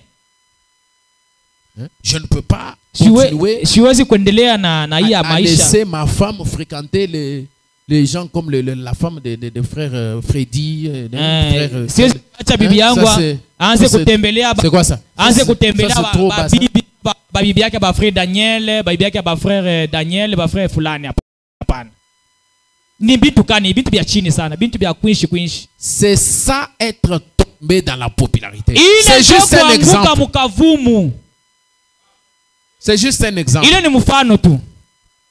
Il y a un certain monsieur qu'on appelle le prédicateur sur le net. Kuko bwana mwa banamuita mhubiri kwa réseaux sociaux. Lui, tous ses discours, c'est toujours quand j'ai porté si c'est Marati ici. Yeye mambo yake yote ni wakati anasema hivi navala hii Italie. Déjà tombé depuis longtemps. Alisha kuangukaka zamani. Que Dieu lui fasse grâce. Mungu amfanyizie neema. J'ai pitié de lui. Niko namsikilia huruma. Vous portez voilà minkalenga. Ni unavala kwa tamu mzuri yako. Tombé depuis longtemps. Alisha kuanguka zamani. Il est en train de se débattre là-bas. Eko pale kopaka na hangaika kuna isha acha kwenda. Tu me cites moi. Unanitemi? Moi je voyage dans des jets privés. Mimi niko natembea mu avion yangu mimi moyo yangu personnel. Ça va nous aider à quoi? Itatusaidia kunini? Ça va nous aider à quoi? Itatusaidia kunini? Si tu veux nous prêcher, kama unapenda kuhubiri, prêche-nous.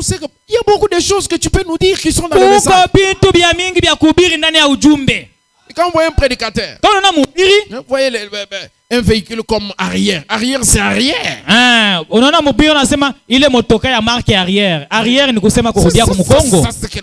Moi je peux pas rouler dans le véhicule siwezi kukulula ile arrière ile siwezi. Mais yeye mwenye ana atana nkinga. Je peux pas rouler dans un véhicule comme ça. Ah, c'est tabulula tele motoka ya ville. M'a dit là-bas dehors. Frère, vous pouvez dire le montant que j'ai acheté cette véhicule. $75,000. Motoka ngo pale nje mnayoma kuta $75,000 pa mimbari. À la chair. Pa mimbari. Ça va nous aider. Itatusaidia kunini? Vous voyez ces souliers que vous voyez? Unaona hii mkoto mimi navala hii. Ces souliers ici. Hii mkoto hii ça coûte $5,000. Iko na $5,000. Ça va nous aider à quoi? Itatusaidia nini? Ça va nous aider. Itatusaidia nini?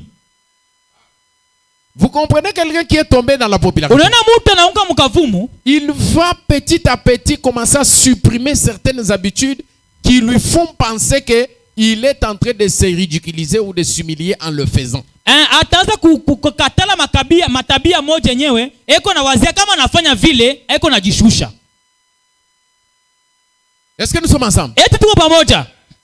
Et dans une église où les gens sont tombés dans la popularité, na mukanisa mule bantu bashanguka mukavumu, tous ces gens-là qui sont dans la popularité, ils vont commencer à chercher à éteindre les dons spirituels.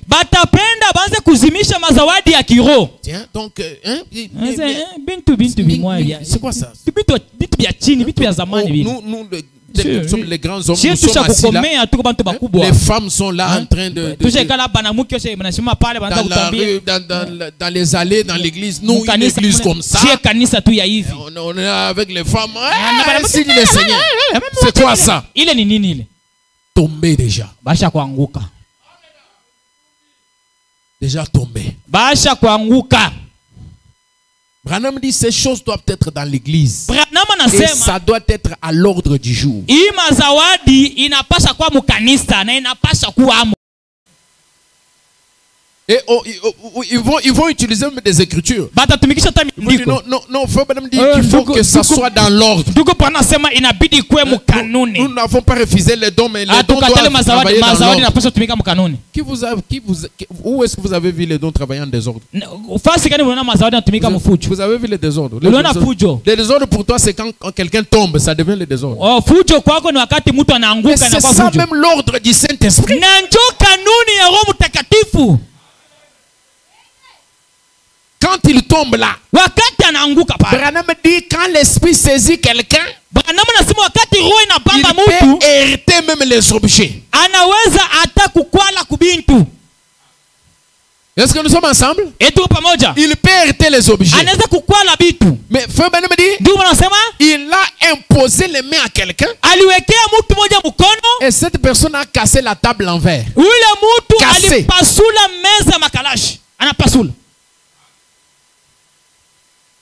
Alors maintenant, je sais que nous devons faire attention parce que le diable peut commencer à casser nos chaises. Et... Napasha kufuka na Oui, angalisho. Juu le diable, il shetani est aussi. Frère Branham anaweza dit kuwa pasula que bichi. ceci. Juu shetani yeye Ne mkana. riez pas écouter. Munisikie. Frère Branham dit ceci. Ndio wanasema hivi. Partout où Dieu se trouve, Fasi yote pale peko Mungu. le diable est aussi là. Shetani na yeye kwa amu. Il dit ne faites pas les gros yeux. Ah, sema musifunge mancho. Parce que quand on va commencer à voir, tu casses les chaises aujourd'hui, demain tu casses. Casse. Là maintenant, nous comprenons que ça c'est le diable. Nous n'en avons pas beaucoup. Pale ni shetani ndugu utauza hatuna bia mingi. Tu commences à casser les chaises. Unaweza kupasula Tous bitu. les jours. Kila siku unaweza kupasula. Ça devient le diable. Ile inakuwa ni shetani. Oui, effectivement. Ah, ni kweli. Est-ce que nous sommes ensemble? Tuko pamoja. Voilà. Alors ce n'est pas toi, Haina wewe, mais c'est Satan. lakini shetani Tu commences à travailler. anaanza kutumika. Par exemple, tu entres sous l'onction. Na zingine unaingia upako, Tu fais comme ça. Poum. unafanya pum. Dis-nous du tout comme monte. Mtu rino inamtoka. Poum. Pum. Dis-nous du faux monte. Licho natoboka. Là, ça devient le diable. Pale ni shetani. Madame dit, lorsque ce réveil de la Pentecôte est venu, Ndio wanasema wakati uamsho wa Pentecost le ilikuja, diable est venu entrer aussi là-dedans et il a fait que les hôpitaux psychiatriques sont devenus pleins de gens d'église. Shetani aliingia enyewe anafanya mahopitali na yala na bantu benye bicho binatenka. Oh, c'était normal, c'était le Saint-Esprit. Na japo ilikuwa ya kawaida, ilikuwa ni Alors, Roho il faut savoir éviter de blasphémer. Inabidi kuangalisha sana juu usifanye Parce que parler en mal contre ces choses-là. Juu kusemea mbaya kile kitu. Soyez respectueux. Branham anasema mheshimie.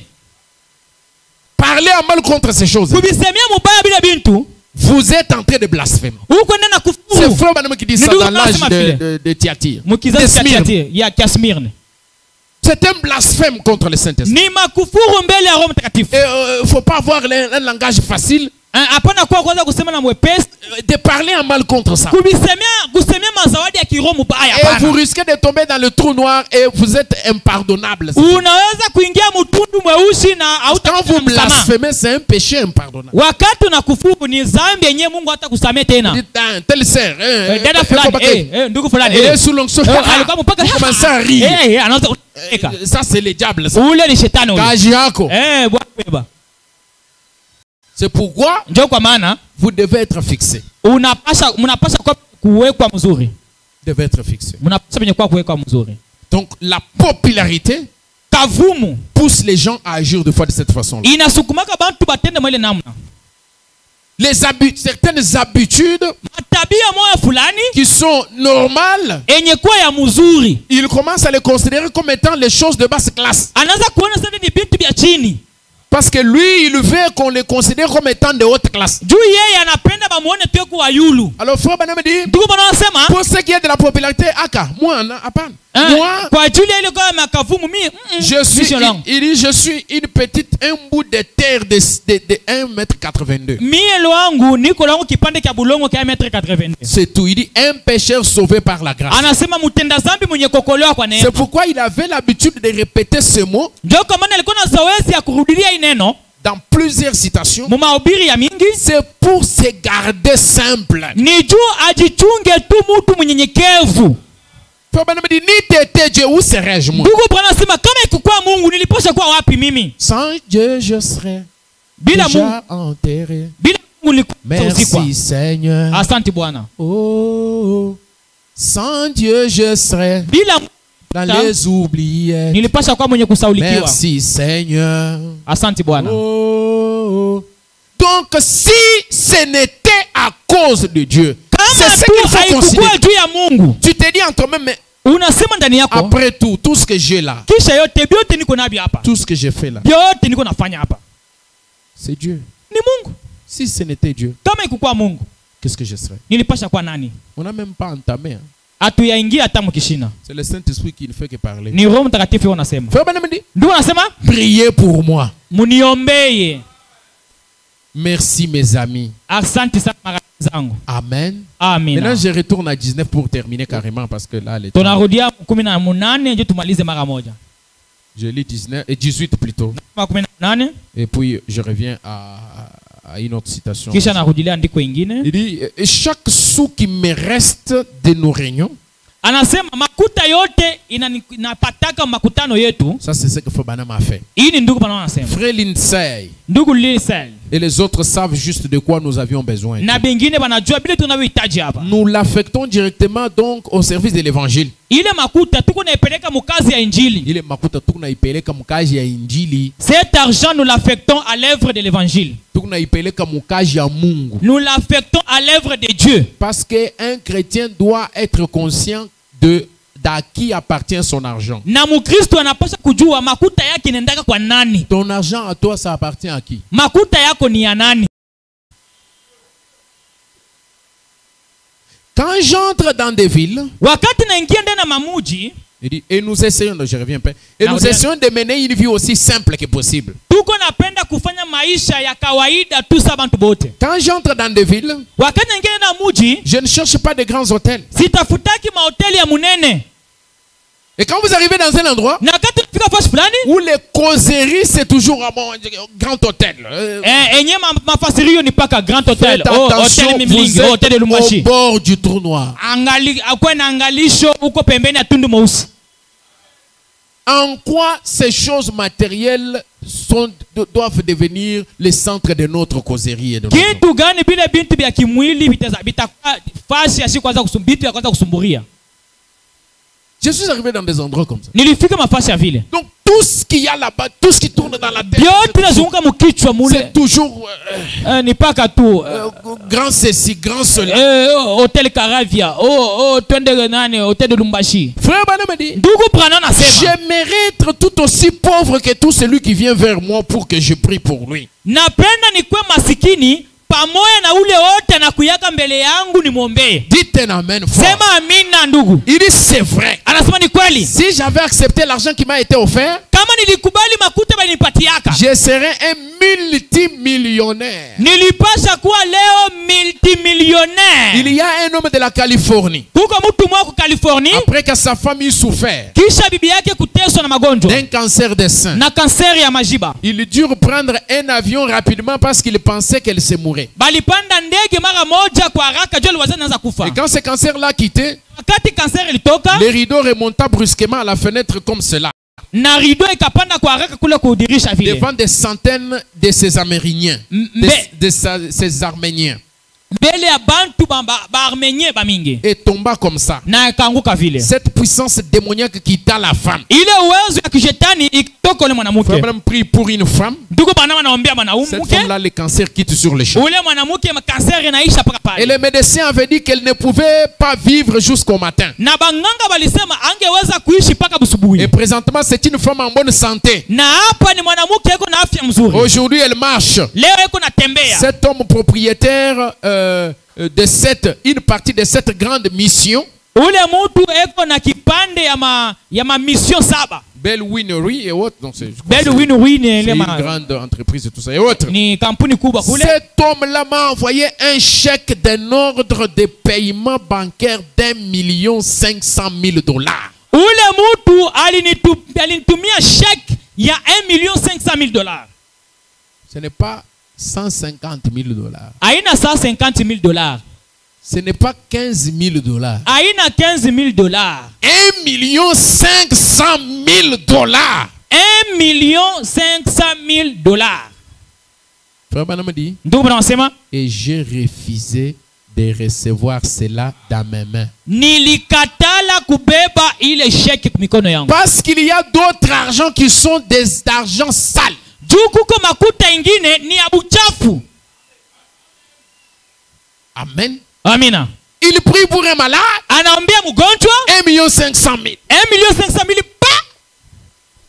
Frère Branham dit, Ndugu Branham anasema, j'ai refusé cela. nilikatala Et j'ai refusé de les regarder. na nilikatala hata kuiangalia. C'était le Baxter qui me l'avait apporté. Ilikuwa ni ndugu Baxter mwenye aliniletea. J'ai dit, non monsieur, Nikasema hapana je bwana. n'aimerais pas regarder cela. Sipendi kuangalia ile Oh, ile kitu nous ile avons makuta. reçu un véritable prophète. Oh, tulipokea nabii wa kweli. Mes amis, Rafiki yangu, kile unafanya ke bantu banza kukombana hivi beko na kombana bana banda bana shuka bana banda. Beko natafuta njo bakwe batadiri. ce qui fait que les gens se battent, ils montent, ils descendent, ils cherchent à être riches. Chacun veut avoir son intérêt, chacun veut avoir l'argent. Kila mtu anapenda apate bichekesha. Mais banaletea muntu makuta 1 500 000 $, anakatala On kuyangalia. amène à quelqu'un 1 500 000 $, il n'a même pas voulu regarder. Anakatala na kuangalia ile chèque. Il n'a même pas voulu regarder les chèques. Et qu'est-ce qu'il dit? Anasema nini? Frère, ce n'est pas facile ça. Ndugu haina Il bupembe. faut être un vrai chrétien. Inabidi converti. kwa Mkristo wa kweli jua kufanya hivi. 1 500 000. Il faut être un vrai chrétien. Inabidi kwa Mkristo. Vraiment né de nouveau. Mkristo mwenye kuzaliwa jipya mara 5. Mais révérend Branham, cela vous a été envoyé. Ndugu Branham bali kutumia hayo. J'ai dit, je n'aimerais pas regarder. Anasema sipendi kuangalia. Frère Branham dit, Ndugu anasema quand un homme a l'esprit sur l'argent, kama mtu macho yake iko pa kumakuta. je vais carrément terminer par ceci. Napenda kumalizia pale. Quand un homme a l'esprit sur l'argent, Wakati mtu macho yake iko paka kumakuta, il perd Dieu. eko napoteza Mungu. Frère Branham dit, Ndugu anasema vous ne pouvez pas garder votre esprit sur. hawezi Il faut être. hawezi kuchunga yako pa na ukue. Quand un homme a l'esprit sur l'argent, Wakati mtu macho yake yote iko pa kumakuta, il peut regarder une chose. mwangalie kitu kimoja. Vous êtes ici à l'église. Muko hapa mkanisa. Pendant qu'on prêche, Wakati kuna ubiri, vous recevez un appel munapata wito pour les affaires. juu ya makazi. Vous allez arrêter d'écouter Dieu qui parle pour aller Utasimamisha kusikia Mungu yako nasema, wende usumburie kwa telefoni. et de faire arrêter un moteur. Na unasimamisha motar. Moteur. Ndugu katekwa wapi? Dieu Asha vous kwenda. Lucas. Asha kwenda. Jamaa itapote. Jamaa Fanya kombio. kwa ufanya haraka. Ni jamaa ya bei sana. Jamaa mingi. Maintenant écoutez. Kesha anakuya kesho. Vous êtes dans les affaires. Uko mumakuta. L'heure arrive de prier. Saa ya kuomba inenea. C'est-à-dire d'arrêter les affaires et d'aller parler avec Dieu. Ni kusema ufunge kioske yako au butiki yako uende usumburie na Mungu. Vous ne le faites pas. Au ifanye. Vous comprenez que vous êtes déjà devenus des idolâtres. Munaelewa kusema munaanza kuabudu sanamu. Et vous avez quitté Dieu depuis longtemps. Na usha kuacha Mungu zamani. Parce que à quel niveau, à quel numéro vous placez Dieu? Uko na muweka Mungu pa numero ngapi? Pa namba ngapi Pour au numero combien? arrêter vos affaires. Juu ya kushimamisha makazi yako. L'heure d'aller à l'église. Saa ya kwenda mukanisa. Vous dites non, non, non, mes chers. Unasema marafiki Aujourd'hui zangu. c'est le jour de culte. Leo ni siku ya Je kanisa. dois partir à l'église. Tenda kuomba. Mais mon cher, comment tout signer un document il est Ndugu, où? kama leo il n'y a pas de signature aujourd'hui, vraiment nous allons rater le contrat. Moi aussi, si je ne pars pas à l'église aujourd'hui, Na mimi leo sitaenda kukanisa. je vais rater le contrat du ciel. Na mimi takosa contrat ya Est-ce que kumbingu. vous pouvez faire? Unaweza kufanya vile? C'est là qu'il faut maintenant. Ça, c'est la balance. Que chacun se mette à la balance. Pale njo mukipimo kila mtu ajipime mbele ajishikie kama iko bujito au bupepelo. Être capable de faire ça. Kukuwa na mamlaka au na nguvu ya kufanya On amène vile. 1,500,000 à Frère Branham. Banakuletea $1,500,000. Frère Branham refuse de regarder ça. Ndugu Branham anakatala na kuiangalia. Il n'a même pas touché ça pour dire non. Il a refusé de regarder. Pourquoi il a refusé de regarder? Fuyez. Kimbia. Vous dites amen à ça? Parce qu'il y a d'autres agents qui vont vous suyer. Alors fuyez. Kimbia. Pour ne pas être suyé. Que Dieu vous bénisse. Mungu amibariki.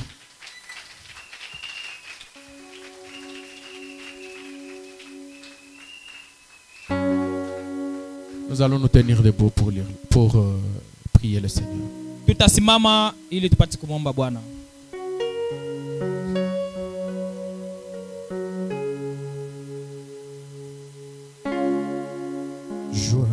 Joignons au chant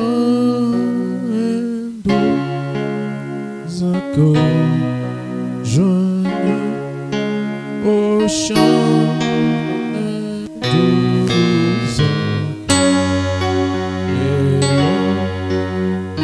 virons le trône.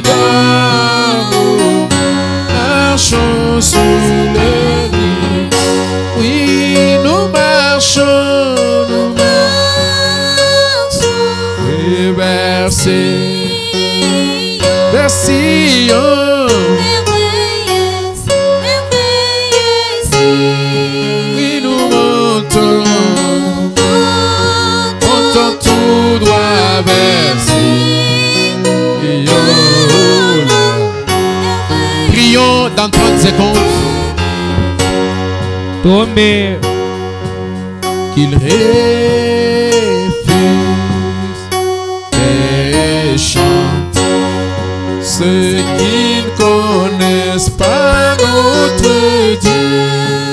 Alléluia, mais tous les enfants du roi céleste, mais tous les enfants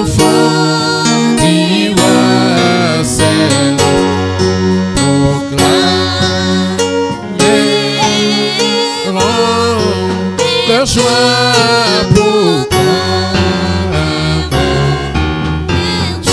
Oui, nous marchons, merci. Alléluia.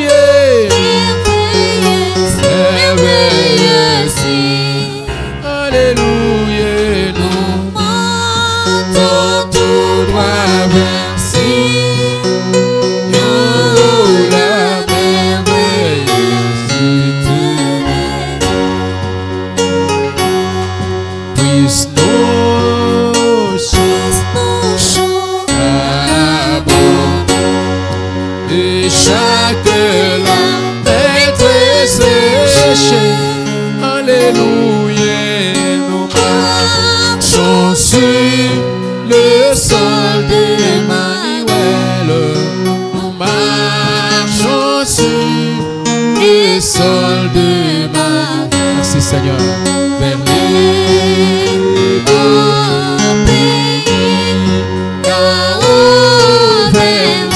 les beaux pays là-haut.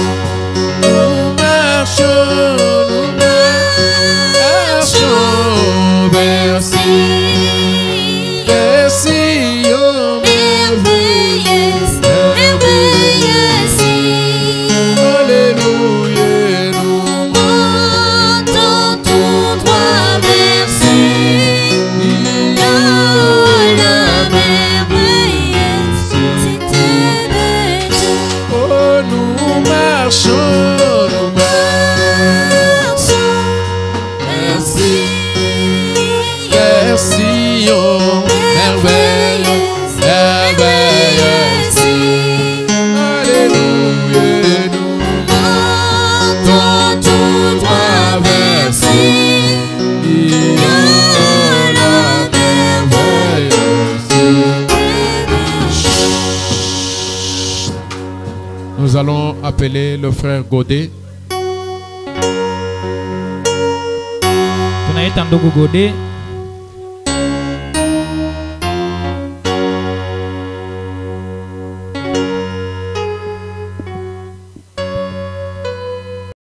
Seigneur Jésus, toi le Dieu Tout-Puissant, le Dieu de William Marion Branham, toi le grand Jéhovah de l'Ancien Testament, toi le Dieu de la Bible, nous te sommes infiniment reconnaissants, ô Seigneur, pour cette bonne nouvelle de l'Évangile qui vient à peine de sortir ce soir. Tu nous as parlé. Bien-aimé Jésus, je sais que ta parole ne peut pas sortir et rentrer sans faire des effets. Nous sommes venus ici pour toi. Chaque fois que nous venons auprès de toi, Seigneur, c'est parce que nous savons que toi, tu as quelque chose que le monde n'a pas. Amen. Et cette chose, c'est la vie éternelle. Amen. Bien-aimé Jésus, nous venons ici très souvent pour être changés. Car c'est toi qui détiens la puissance de la transformation. Au travers cette bonne évangile, Seigneur Jésus-Christ, nous savons et nous croyons fermement que nos vies sont transformées. Hey. Toi, le Dieu de Richard Kalenga, est notre Père. Toi, notre roi et notre sauveur. Laisse que cette bonne nouvelle de l'évangile que nous avons entendue ce soir puisse avoir son influence et rester gravée jusqu'à l'enlèvement, Seigneur Jésus-Christ, dans nos vies. Amen. Fais de nous de meilleurs chrétiens. Fais de nous, Seigneur Jésus-Christ, de chrétiens qu'il faut. Nous avons réussi au temps du soir un grand prophète. Et nous avons dans cette église un grand pasteur. Bien-aimé Jésus, nous voulons à ce que tu puisses nous aider, à ce que nous puissions pas, Seigneur Jésus-Christ, tomber dans des choses qui tuent le Fils de Dieu, la femme, l'argent et la popularité. Je sais que tu nous as déjà exaucés. Nous remettons entre tes saintes mains, Seigneur Jésus-Christ, tous les services restants, le récolte de dîmes et d'offrandes. Et Seigneur Jésus-Christ, nous te le demandons avec foi. Nous savons que tu nous as exaucés. Au nom de Jésus-Christ. Amen. Amen. Amen. Gloire au Seigneur.